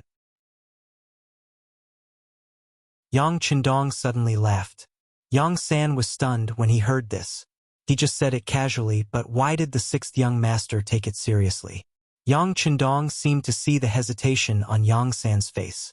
He chuckled and said, "Sometimes, the greatest deterrent effect is to raise your hand but not drop it." Yang San quickly nodded in relief after hearing this sentence. "I understand. Young master wants to hang a knife over their heads, but not drop it. Let them live in fear and anxiety every day." "That's right." Yang Qindong finally laughed. If they really killed a few ministers, the Security Bureau could do it by paying a price. However, if they did that, it would be too easy for them. They might as well do nothing and make the other party suspicious. Even if they had to scare them half to death, it would be better. We don't have to kill people, but we can't do nothing. Otherwise, there will be no end to this. How about this? Send a telegram to my fourth brother and tell him to raise the prices of all the merchants from the Southern Ming Empire by 5% as a warning. The smile on Yang Qindong's face faded, replaced by a trace of anger under his calm expression. Killing 9 of his soldiers and seriously injuring Yang Si, this matter couldn't be settled so easily. A 5% increase was enough to give the Southern Ming merchants a headache. This way, not only could Crimson City earn more money, but it could also weaken the economic strength of the Southern Ming Empire. Could be considered killing 2 birds with 1 stone. When Yang San heard the 5% increase in the price of goods, his heart couldn't help but tighten. This was a good thing, but wouldn't Lord Yang Si's safety be worried? However, before he could ask the question in his heart, Yang Qindong had already replied, "Don't worry. Nothing will happen to my fourth brother. After all, the other party did something wrong this time, so they won't bother about this matter. Other than obediently admitting their mistakes, they have no other choice. If they really have the guts to make a move on my fourth brother, then all of their business channels into the Southern Ming Empire will be cut off. At that time, the ones crying will only be themselves. If they did something wrong, they had to be prepared to accept the punishment. If they continued to make mistakes, then they would be seeking death." Yang Qindong could see this point. Presumably, Emperor Ingzong of the Southern Ming Empire and the ministers under him could also see it clearly. Right now, the Southern Ming Empire wasn't peaceful and its territory was shrinking. With Min Zhuangwang and the others eyeing the southwest covetously, if they were smart, they wouldn't provoke him. Otherwise, it would be equivalent to forcing the mercenaries to join hands with Zhu Huizhen. In the new year of 1453 AD, Yang Qindong spent the new year in the Yang family manor. Even though an assassination had just happened, the manor had already made preparations, so the New Year's atmosphere was still very lively. A party that had been prepared for a long time diluted the previous assassination and made many people smile again. 9 days later, on the 9th day of the first month of the new year, Yang Qindong and his group left the Yang family manor and went from the outskirts of the capital to the Juyong Pass. Along with them were the 200 teachers and students of the Yang Family Academy, as well as the 2 madams and 7th sister Yang duo. Could be said that after leaving, the Yang family manor was basically empty. Other than the housekeeper Yang Nang, who stayed behind to take care of the business, only the servant Yang Lu stayed behind to handle the communication with the Southern Ming Empire. Other than the 2 madams, Yang Qindong only brought along 7th sister Yang duo, who was already alone. The reason for this was because the other brothers and sisters had already settled down here. They couldn't leave as they wished like Yang duo. Yang Qindong tacitly agreed to the choice of his brothers and sisters. Perhaps if they stayed, Baiming would feel more at ease. As for whether or not they would act against his family when the relationship between the 2 sides broke down, he wasn't too worried. After all, these family members had lived in the capital for many years and had a certain amount of resources. Moreover, their father was Yang Rong, so they would probably have to think twice before acting. Moreover, with the help of Hu Shao, Su Yozhen, and the others, the outcome wouldn't be too bad. When the time came, he would make arrangements in advance. Speaking of Su Yozhin, after that sudden conversation, he had finally adjusted his position. No matter how much he didn't think highly of the mercenary ship, he had already boarded it and could not back down. The only thing he could do was think about how to make this ship sail even further. Solving this problem could be considered a great harvest from this trip to the capital. Not long after Yang Qindong's group left the capital, another group quickly caught up. They first brushed shoulders with the Yang clan's group, and then they overtook them and took the lead. This group was led by Deng Chong, the eunuch of the Xian residence. During the negotiations, the two sides had already made it clear that Tulu City would be handed over to Northern Ming. This was a kind of goodwill that Yang Qindong expressed, and also an explanation to the people of the world. That was, the mercenaries were actually fighting for the Great Ming, fighting for the world. Only by doing this could the voices of the people gradually die down. Only by doing this could Zhu Qiu stabilize the situation in the court, concentrate on developing himself, and provide a safe supply route for the mercenaries. Deng Chong's group slowly advanced forward. They had no choice but to move slowly. The Yang clan's group had brought far too many things, and there were also many women in the group. Thus, moving faster was an extravagant hope. Fortunately, after the new year, the weather was slowly warming up, and there were no more incidents of people getting frostbite on the road. With Deng Chong's group at the front, the road was green without any accidents. They passed through Jiong Pass and arrived at the Xian residence. 1 month later, they arrived at the Xian residence. Speaking of which, the Xian residence was Deng Chong's territory, and he had set up a banquet to entertain his guests. Yang Qindong once more met with the commander of the bureau, Shi Wanshan. Compared to the last time, Shi Wanshan's face was much more cordial this time.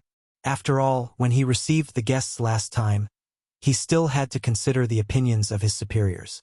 However, this time he was receiving the orders of his superiors. The atmosphere between them was much more relaxed. In this meeting, Yang Qindong had brought up the problem of the Han people's lives and status.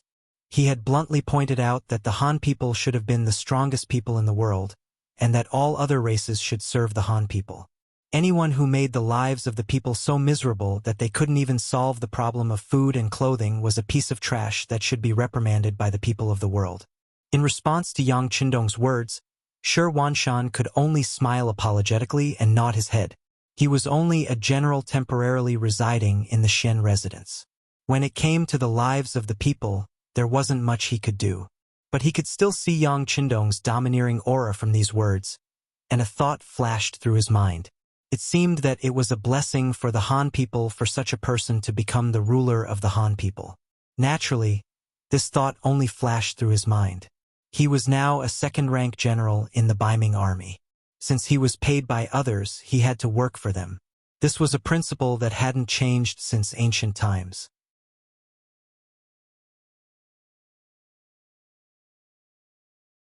Chapter 8:19. In Xian City, Yang Qindong only stayed for 2 days before leaving. Deng Chong and Shi Wanshan followed everyone to Talu City. In this city, Lu Zhua of the 2nd Reinforced Cavalry Regiment was waiting. When they saw Yang Qindong riding the white dragon horse in front of the team from afar, they excitedly greeted him. When they were still far away, they dismounted and saluted to show their respect and longing. Yang Qindong first returned a military salute, then looked at Shi Wanshan and Deng Chong and said, "Let me introduce you too. This is Lu Zhua, the commander of the 2nd Reinforced Mercenary Regiment. He is a fierce general." "Greetings, Commander Lu," Deng Chong and Shi Wanshan said with admiration. Lu Zhua naturally cupped his fist in return. After the two sides met, Yang Qindong said, "All right, this is Talu City. I'll hand it over to you now. In the future, the provisions our mercenaries need will be delivered through here. When the time comes, I hope the two of you can make things convenient for us. Don't make everyone unhappy. It wouldn't be good if we fought." Yang Qindong still had a smile on his face as he spoke, but when he reached the end, his expression had already become a little more serious. It was as if he was a completely different person. Shi Wanshan and Deng Chong were shocked when they heard these words, but they didn't show it on their faces. They just smiled and said, "No, no, we are all one family, one family. That's good. Even if you can see your friend off for 1,000 miles, there will always be a farewell. Let's part here." Yang Chundong laughed and squeezed the white dragon horse's belly with his legs. Immediately, the group of people passed through the deserted Talu city and went straight to Shangshi city. Seeing Yang Chundong and the 2nd Reinforced Cavalry Regiment under the protection of Xiao Feng's Cold Vanguard Regiment and the 2nd Reinforced Cavalry Regiment, Shi Wanshan looked at their backs and said with emotion, "Eunuch Deng, don't you think this is letting the tiger return to the mountain?" Silence. Deng Chong said nervously as if someone had stepped on his tail. He looked around and when he saw that no one was paying attention to them, he said softly, "General Shi, there are some things that we can't decide. We only need to complete the tasks assigned by the Imperial Court." Okay. Shi Wanshan pretended to be terrified and nodded repeatedly, but in his heart, he was certain of the statement just now. Although he had only met Yang Chundong twice, he had a feeling that Yang Chundong was extraordinary. If he was not restrained, once he became powerful, he would turn into a dragon as soon as he encountered the wind and clouds. As for Yang Chundong, he didn't know how Wanshi Mountain would evaluate him. Even if he knew, he wouldn't care. Instead, he was curious that it was Lu Zhua who came to greet him instead of Tiger's Mane. The telegram that he was coming back had been sent a few days ago. By right, Tiger's Mane should have come to welcome him personally. Could it be that there was a problem in the first city? With confusion, Yang Chundong asked Commander Lu Zhua who came to greet him. Yes. Lu Zhua nodded without hiding anything. In front of Yang Chundong, he didn't dare to lie. Not long after the new year, there was a sudden movement in the northwest. The Mongol army of the Gobi Desert suddenly sent troops to attack Wandu. The general guarding the city, Mu Ren, was defeated and retreated with his troops. Since then, that place became the territory of the Gobi Desert Mongol army. But that place was too close to our first city. It was only more than 200 miles away. Under the rapid movement of the cavalry, it would soon threaten our safety. Commander Tiger was worried that there would be problems in the future. So he took advantage of the fact that the other party had not yet gained a firm foothold and deployed troops to attack there. There was really no time to come to Talu City to pick up the 6th young master, so he arranged for me to come with the 2nd Cavalry Regiment. Take down Wandu? Yang Chundong listened to Lu Zhua's introduction and nodded first. If this was the case, Wandu would absolutely not be allowed to be touched by others. As the saying goes, how could one allow others to sleep beside one's bed? But the problem came again. Even if everyone understood this problem, what did the Gobi Desert Mongol army think? They knew that the mercenaries would not give up and would not allow them to touch the surrounding area of the first city. So why did they occupy that place? At this time, there was still snow on the grassland. It was not a good season for grazing. Even if it was, a small place like Wandu should not let the Gobi Desert Mongol army take such a big risk. Intuition suddenly told Yang Chundong that something was not right. Yang Chundong's expression changed and he said to Beta Persei beside him, "Quick! Send a telegram immediately to ask the first city if Tiger's Mane has sent troops. If not, ask them to postpone it." Seeing the 6th young master's expression change dramatically, Beta Persei quickly agreed and asked someone to send a telegram. Not long after, there was a reply to the telegram. Tiger's Mane had already set off 3 days ago and should have already fought with the Gobi Desert Mongol army. Speed up the march and get back to the first city as soon as possible. Yang Chundong, who heard the news, stopped talking and took the initiative to speed up. In view of Yang Chundong's performance, the others also began to speed up involuntarily. Only half a day later, a new telegram was sent to Yang Chundong. Sure enough, as he had guessed, something had happened. In the telegram, it said that the city of Wandu was a trap. The mercenaries were caught off guard and fell into the trap. The army suffered heavy losses. In the end, the Tatar cavalry led by Su He fought desperately to open up a bloody path. Now they had fled back to the first city and the pursuers were close to the first city. There was a long list of losses at the bottom of the telegram. Looking at the introduction above, the independent division lost 4 battalions and more than half of the Tatar cavalry regiment lost more than 1,500 people. Of the 3 newly formed regiments of new recruits, 2 of them had lost around 4,000 men. The most miserable one was the cavalry regiment, which had a total of 3,200 men. In the end, less than 500 managed to escape. Among them, the commander of the 2nd Battalion, Gao Danhua, had died in battle, while the commander of the 1st Battalion, Deng Yu, had been seriously injured. Looking at the bloody numbers on the telegram, the mercenaries lost 10,000 people in this battle and countless people were injured.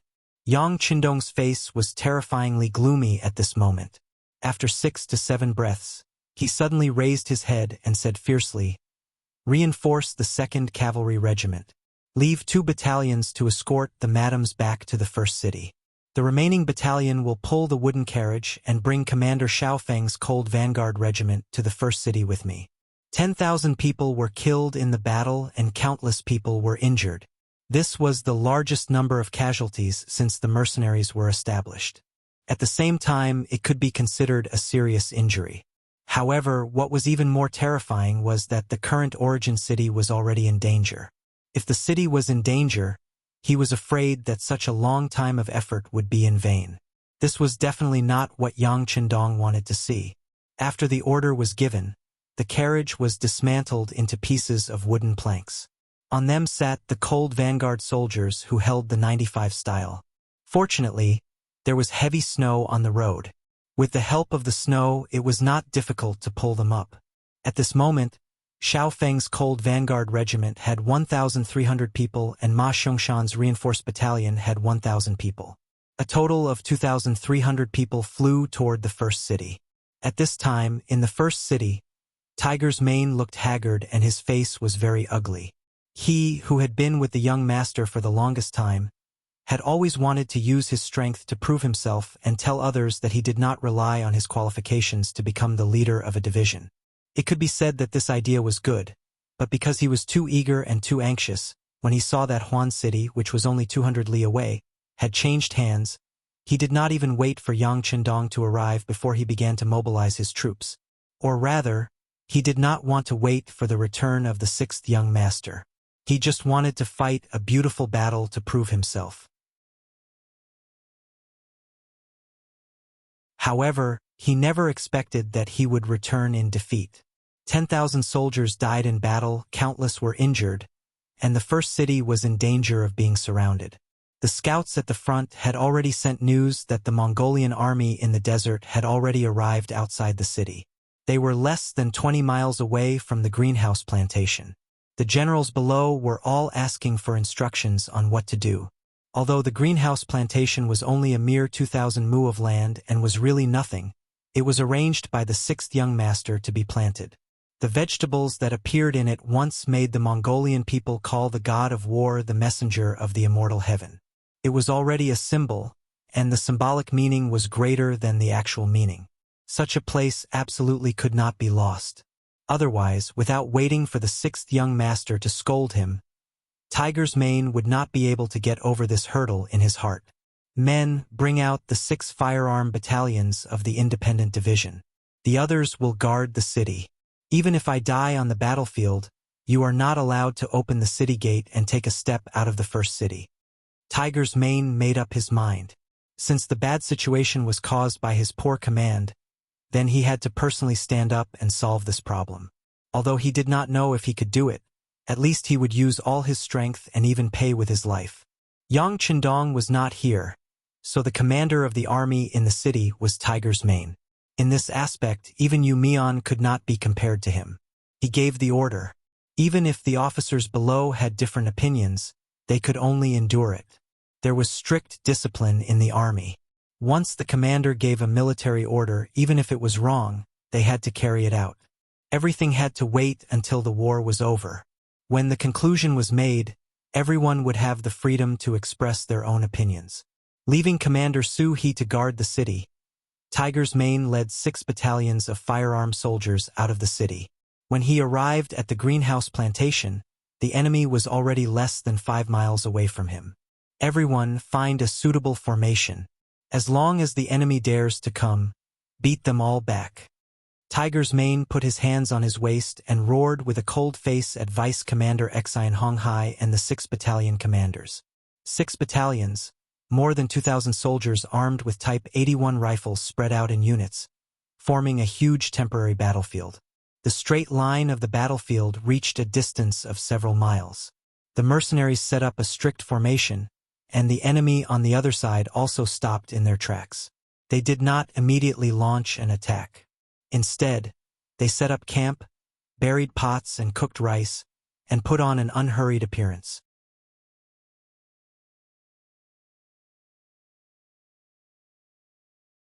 Chapter 820. In the temporary tent, Swade sat at the head of the table. As the main commander of this battle and the one who had sent the most troops, he had the right to sit in this position. However, the people sitting on the left and right of the Khan were even more surprising. Speaking of which, they were Yang Qindong's old friends, Agar Dorji and Fan Yuhai. Needless to say, Agar Dorji's 50,000 cavalry had been defeated at the hands of Yang Qindong, and even his son, Hararuaku, had been lost. If General Su He had not stepped in at the critical moment, he and his son would not have been able to escape.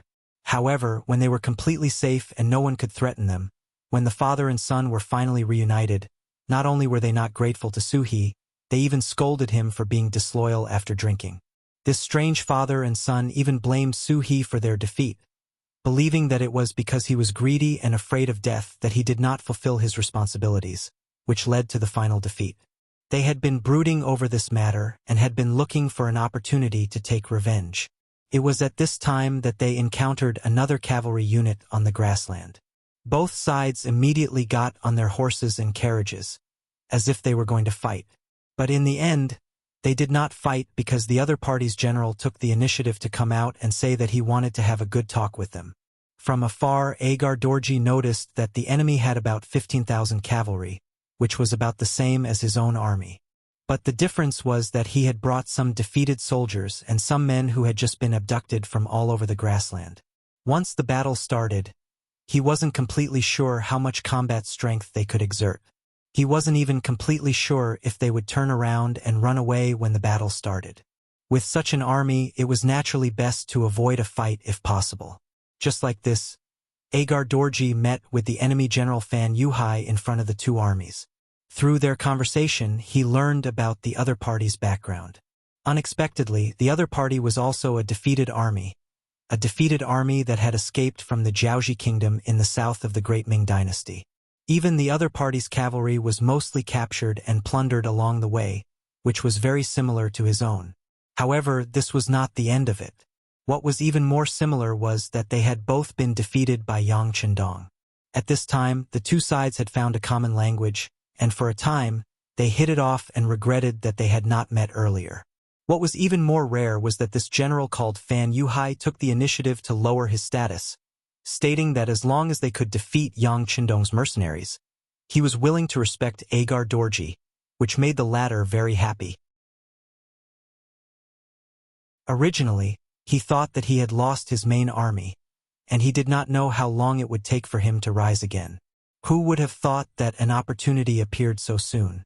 Overjoyed, he immediately agreed, and the two sides became allies with Agar Dorji as the leader. Fan Yuhai was a famous general in Jiaoji, and had even brought a lot of trouble to Yang Qindong. However, because this person was very good at seeing the big picture, every time the situation was dangerous, he would always be the first to escape, which made Yang Qindong unable to catch him several times. After several exchanges, Fan Yuhai could also see that he was really not Yang Qindong's opponent.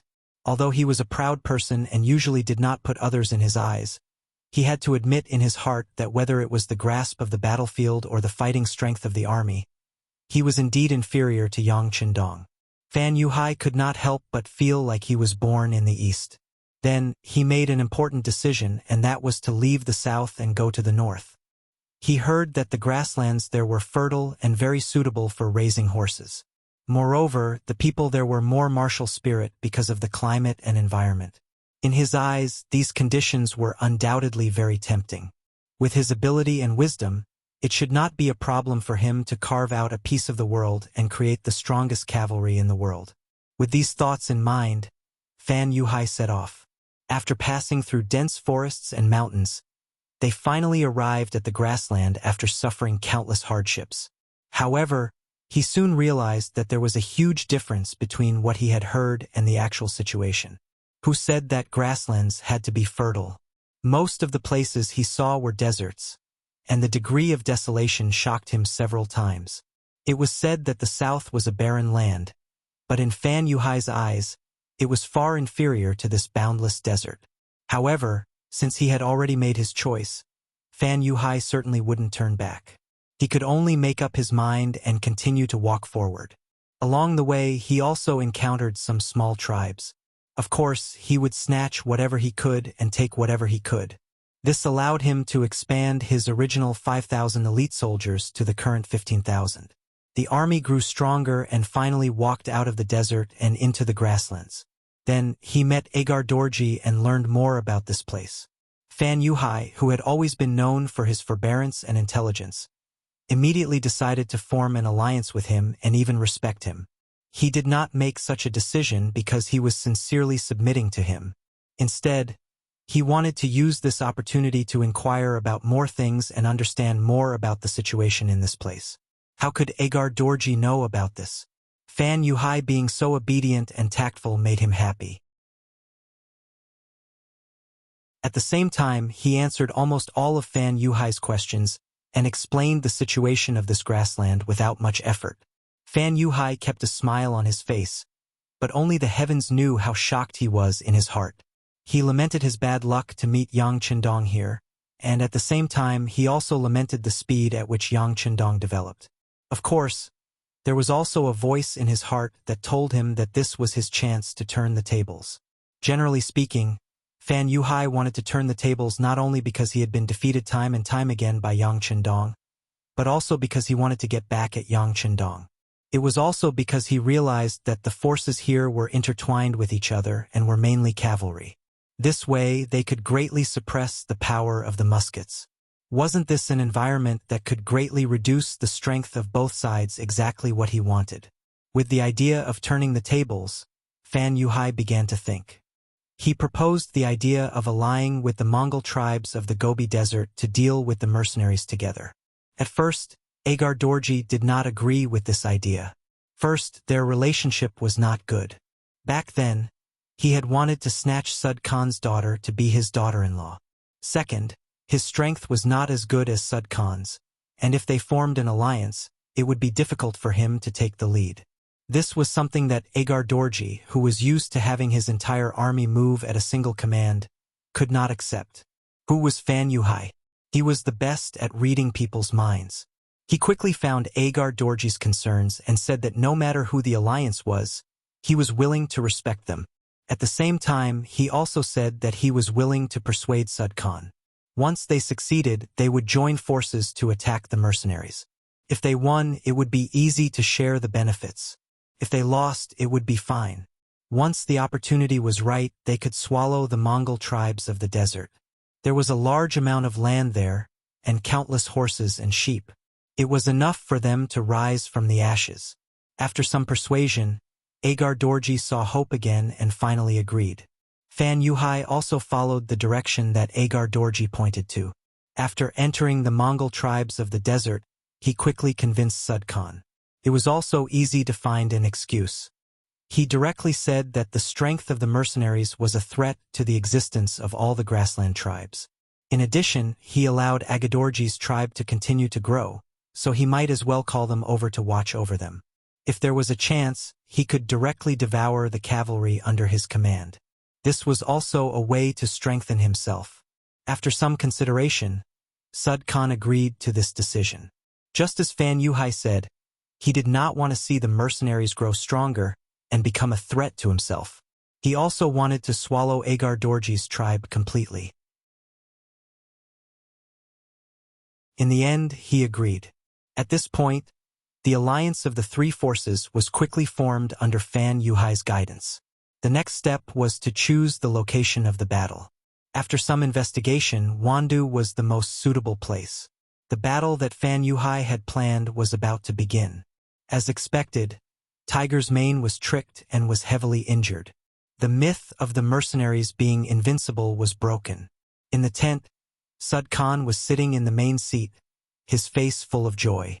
In the Battle of Wanda City, he had beheaded 10,000 enemies and injured countless enemies. This was the humiliation of his previous 2 defeats. On the battlefield, they had obtained countless horses and sabers. He had seen those things, and they were indeed very sharp and tough. They were much stronger than the sabers in their hands. With such a harvest, Sud Khan was in a good mood. What made him even more excited was that this battle had broken the myth of the mercenaries being invincible. The originally low morale had been boosted, and some of the disloyal people in the tribe had become much more obedient. All of this was thanks to Fan Yuhai, who was sitting on the right. At this moment, he looked at Fan Yuhai with eyes full of admiration. So much so that an idea popped up in his mind. In order to rope this person in, could he keep him by his side through marriage? Fan Yuhai was 38 years old. From this point of view, he was older than Tuoya and could even barely be her father. However, since it was a marriage, he naturally would not consider such a problem. In order to deepen the relationship between the two sides, there were many cases in history of old men over 60 years old marrying teenage girls. As long as he could achieve his goal, this was not a problem. Sud Khan looked at Fan Yuhai fervently, and his voice became much warmer. General Fan, in your opinion, what should we do next? Do you even need to ask? Of course, we'll just fight. Halajuo, who was standing behind Agar Dorji, did not wait for others to say anything and took the initiative to speak.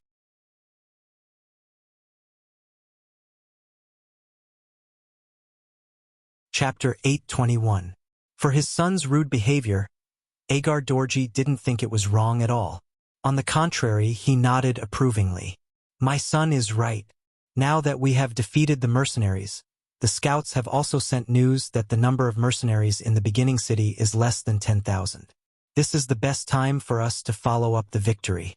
Haha, there are a lot of provisions and 70,000 people in the city. They are all wealth.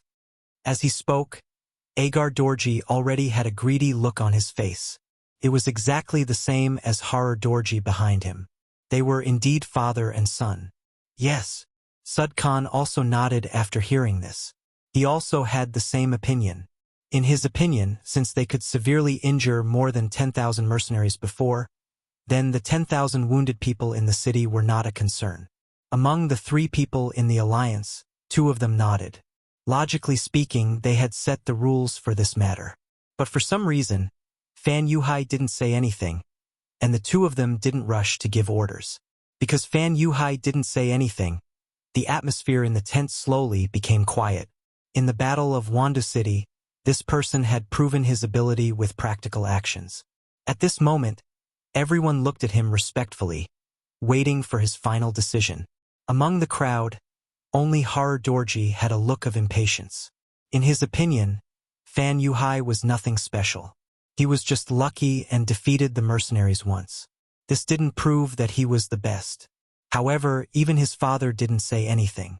Of course, he couldn't stand up and criticize Fan Yuhai. Time ticked by. Seeing that Fan Yuhai was still deep in thought, Sudor Khan couldn't hold it in any longer and asked, General Fan, is there something wrong? Yes, there is something wrong. Fan Yuhai finally raised his head. His face looked very solemn. What's wrong? Agar Dorji's mouth was quick. He leaned forward and looked impatient. If this person didn't say anything, he wouldn't give up. Report. At this moment, the voice of a scout suddenly came from outside the tent. Then, a man wearing a typical Mongolian costume entered the tent and knelt on the ground. He looked up and said to Sud Khan, Khan, the scout found an army in the southeast. There are about 2,000 people. Army? Have you found out who it is? Suda's confident smile disappeared in an instant. Could it be that a nearby tribe saw an opportunity and wanted to take a share of the pie? Without making the Sud wait for too long, the kneeling scout raised his head and said, Reporting to the Khan, it's too far away to see clearly, but judging from the flag, it should be the flag of the war god. What?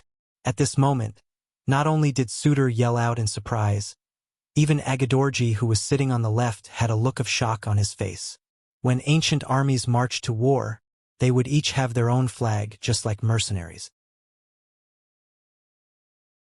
Most of them would use the 5-star flag, but wherever Yang Qindong appeared, unless they wanted to hide their identity, they would hang the 2 words War God to show their military might. Since the scouts said that the other party was using the flag of the War God, needless to say, it should be Yang Qindong who appeared. As the saying goes, a person's name is like a tree's shadow. When they heard the name Yang Qindong, it was normal for the 3 people who had lost to him to change their expressions. The reason why they dared to set a trap in Yunda City was because they knew that Yang Qindong had gone to Baiming's capital and was not in the origin city. Otherwise, it was unknown whether they would dare to fight with the mercenaries so openly. Sud Khan and Agadorji did not speak. Even Fan Yuhai, who was sitting on the right, did not speak. They all needed time to digest the news they had just received. The scouts on the grassland were fast, had good horsemanship, and were very vigilant. However, they had a fatal weakness, which was that they could only show off in their own territory. They were not strong enough to extend their tentacles to other places, such as Baiming's capital. They did not have any basis for when Yang Qindong would come back. Everything was just guessing. But at such a critical time, the other party appeared and caught them off guard. After an unknown period of time, Sud Khan, who was sitting at the head of the table, finally could not help but say, "Everyone, what should we do next? Should we fight or not? Why should we not fight?" Hararuo did not wait for the others to express their opinions and was the first to speak. He was captured by Yang Qindong and regarded it as the greatest shame of his life.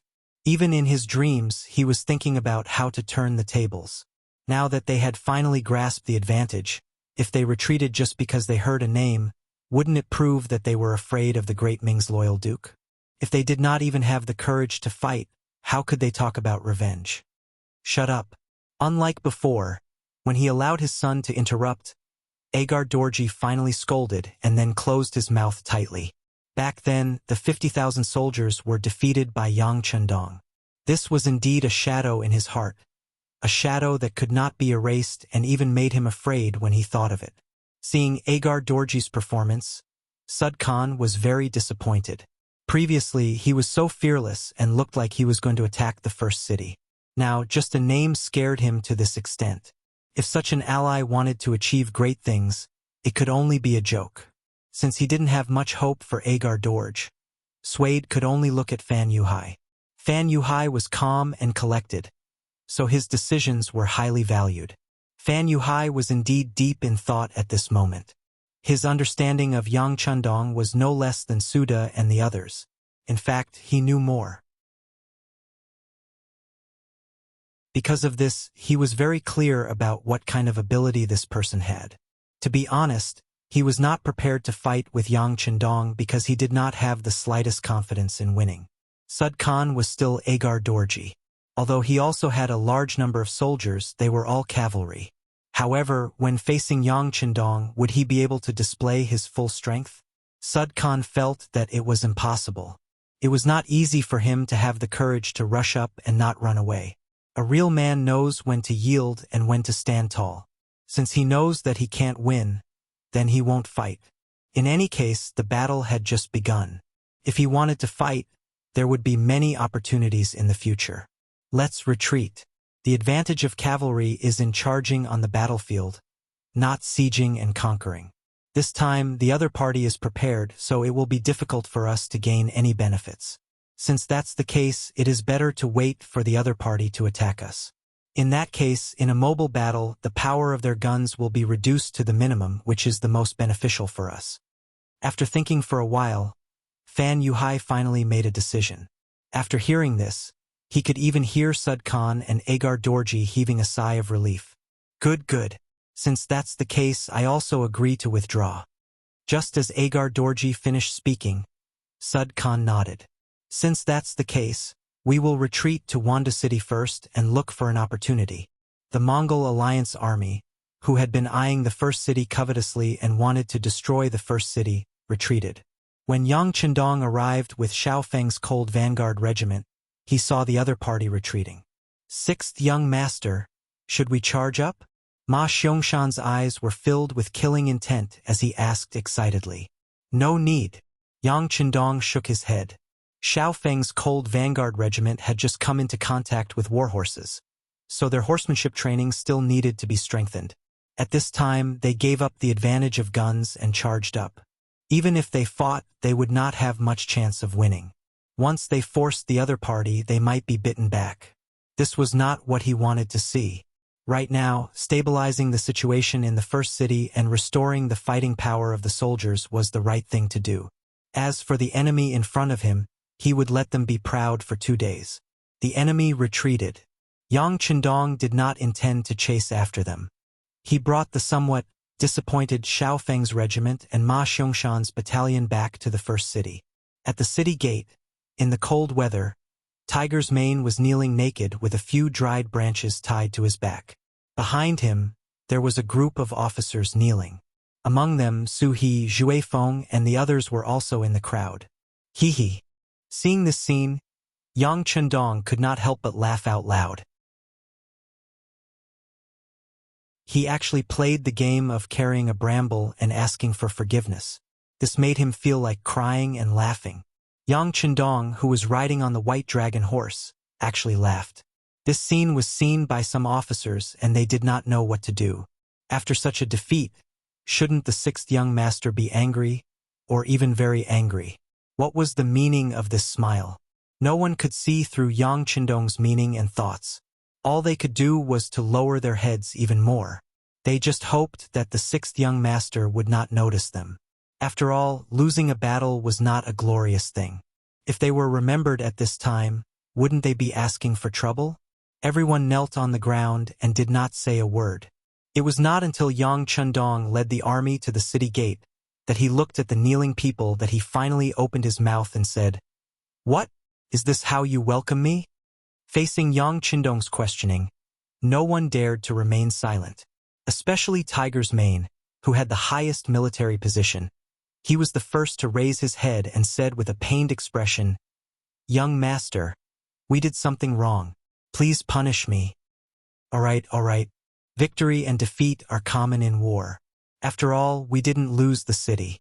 Everyone, get up. Yang Qindong had a smile on his face. There was no trace of anger. This extremely abnormal scene made many of the officers who were originally worried feel much more at ease. That's right. This time they had lost the battle, but everyone had put in a lot of effort. They could only blame the enemy for being too cunning.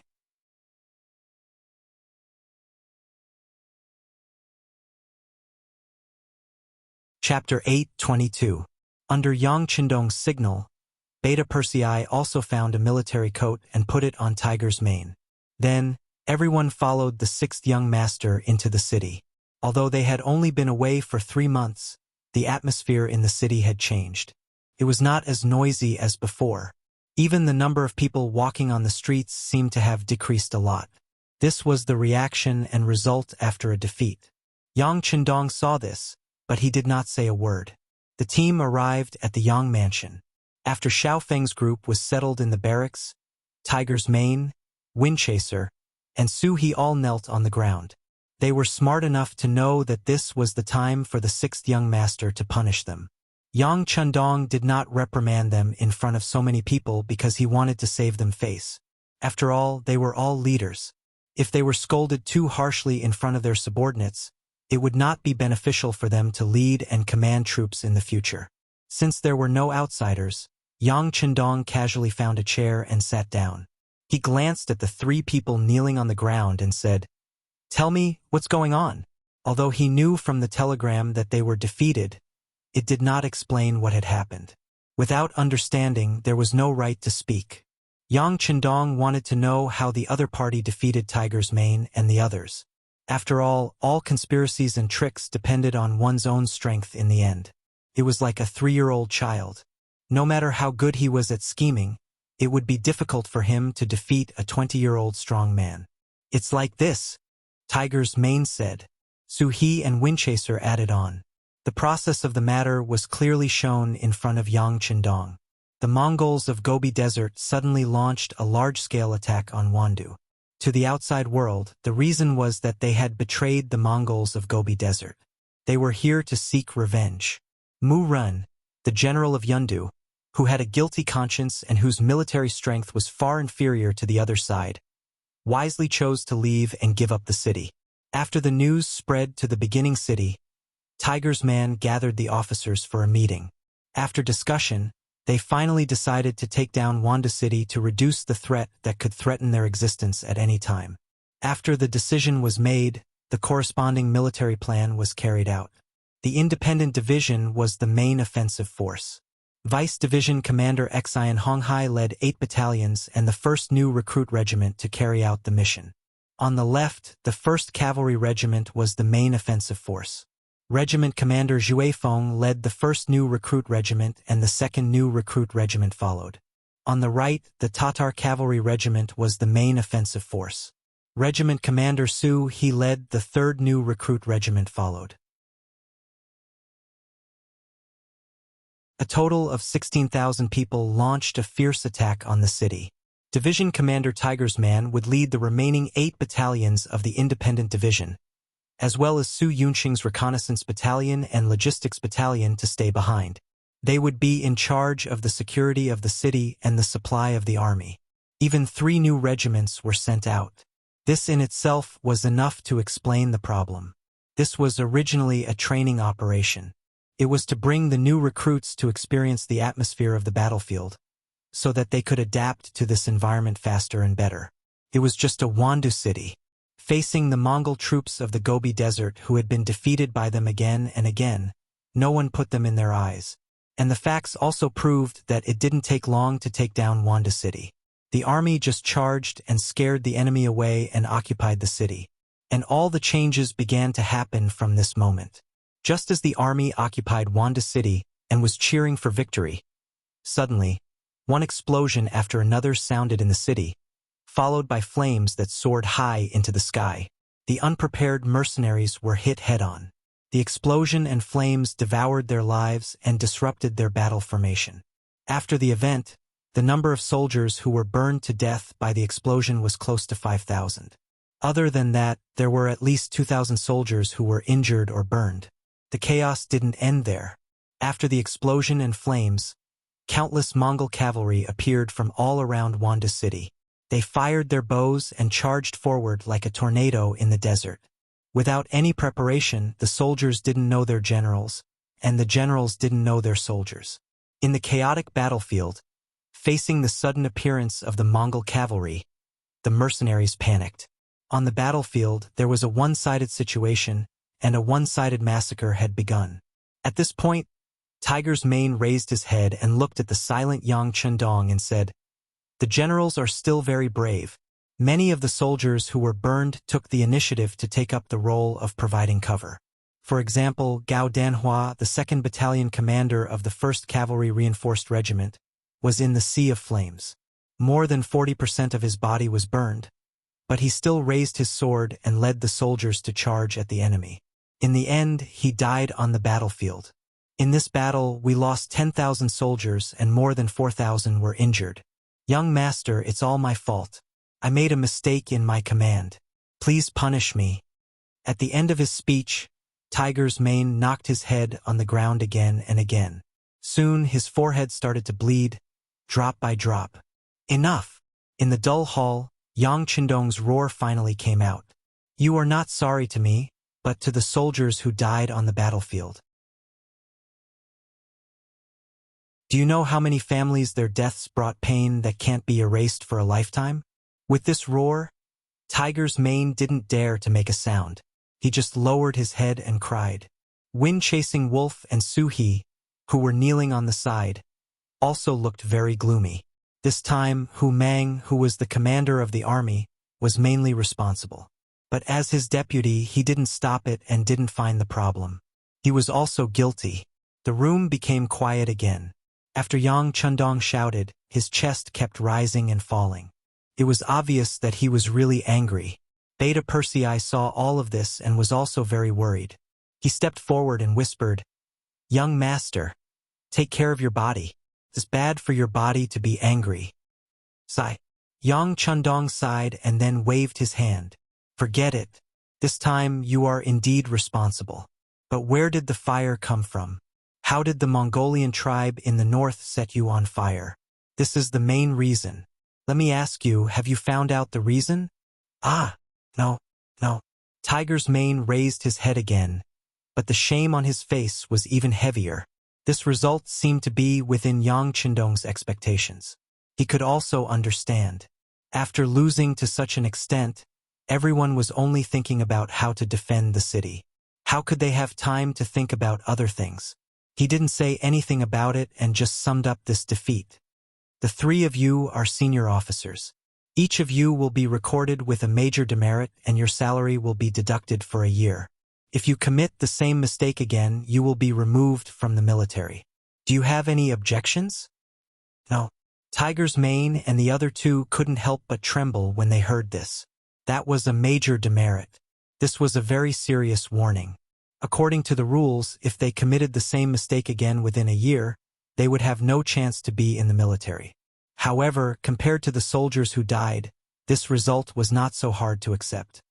Alright, I'll say it again. There is no such thing as a permanent victory in war. Since we lost today, we need to learn from our experience and not make the same mistake again. Now, let's think about how to raise the morale of the soldiers. Just now, you said that everyone's performance in the battle was not bad. Do you have any examples? Yang Chundong had already punished them. The dead could not be brought back to life. He had to continue his career. He couldn't just stop because of a defeat. Yes, there is. Tiger's mane raised his head and immediately reported what he heard and understood. A new idea began to form in Yang Chundong's mind with these reports. On the third day after Yang Chundong entered the origin city, his family also came to the origin city. Before they came, they had heard a lot about this city, but everything was just in their imagination. However, when they really entered this place, all kinds of exclamations naturally came out from their mouths. The origin city was naturally much worse than the capital of Baiming. It was even a little worse than the old city like Shen Mansion. However, after walking through the snow and seeing the vast white grassland, it was very difficult to see such a big city here. After only 2 days, the number of people on the streets of the city had begun to increase. The messenger of longevity heaven had returned. The god of war had returned. This was like a shot in the arm for everyone, allowing the people in the city to see hope again. If Yang Chindong's return was a kind of spiritual stimulation, then the compensation for the soldier's death that was distributed to the people in the past 2 days was real. They could see and feel the benefits. Under Yang Chindong's order, the treasury in the city was opened. More than half of the accumulated money was taken out to pay the families and relatives of the soldiers who died in the battle. When the real money was openly sent to the families of the Mongolian people by the mercenaries, the shock naturally appeared. The Mongolians were said to be a race on horseback because they had been in contact with the idea of the weak being prey to the strong since they were young. They paid attention to the strong being respected. The strong enjoyed everything and got everything. As for the weak, or even the dead, no matter how powerful they were when they were alive, they were just a pile of white grain after death. Just like Genghis Khan, he lived at the bottom for several years after his father's death. The strong enjoyed everything, and the dead turned into ashes. This seemed to have become an iron law on the grassland. But now Yang Chundong had broken all the rules. The families of the dead soldiers received generous compensation in gold and silver. Although this couldn't bring the dead back to life, and couldn't make some people forget the joy of losing their loved ones, it was still better than not receiving anything. Especially when they received a lot. The dead soldiers each received at least 50 taels of compensation. Those who were officers would receive even more. You're tuning in to the Journey of the Soul YouTube channel. Don't forget to subscribe and join us on this journey to catch the most captivating stories.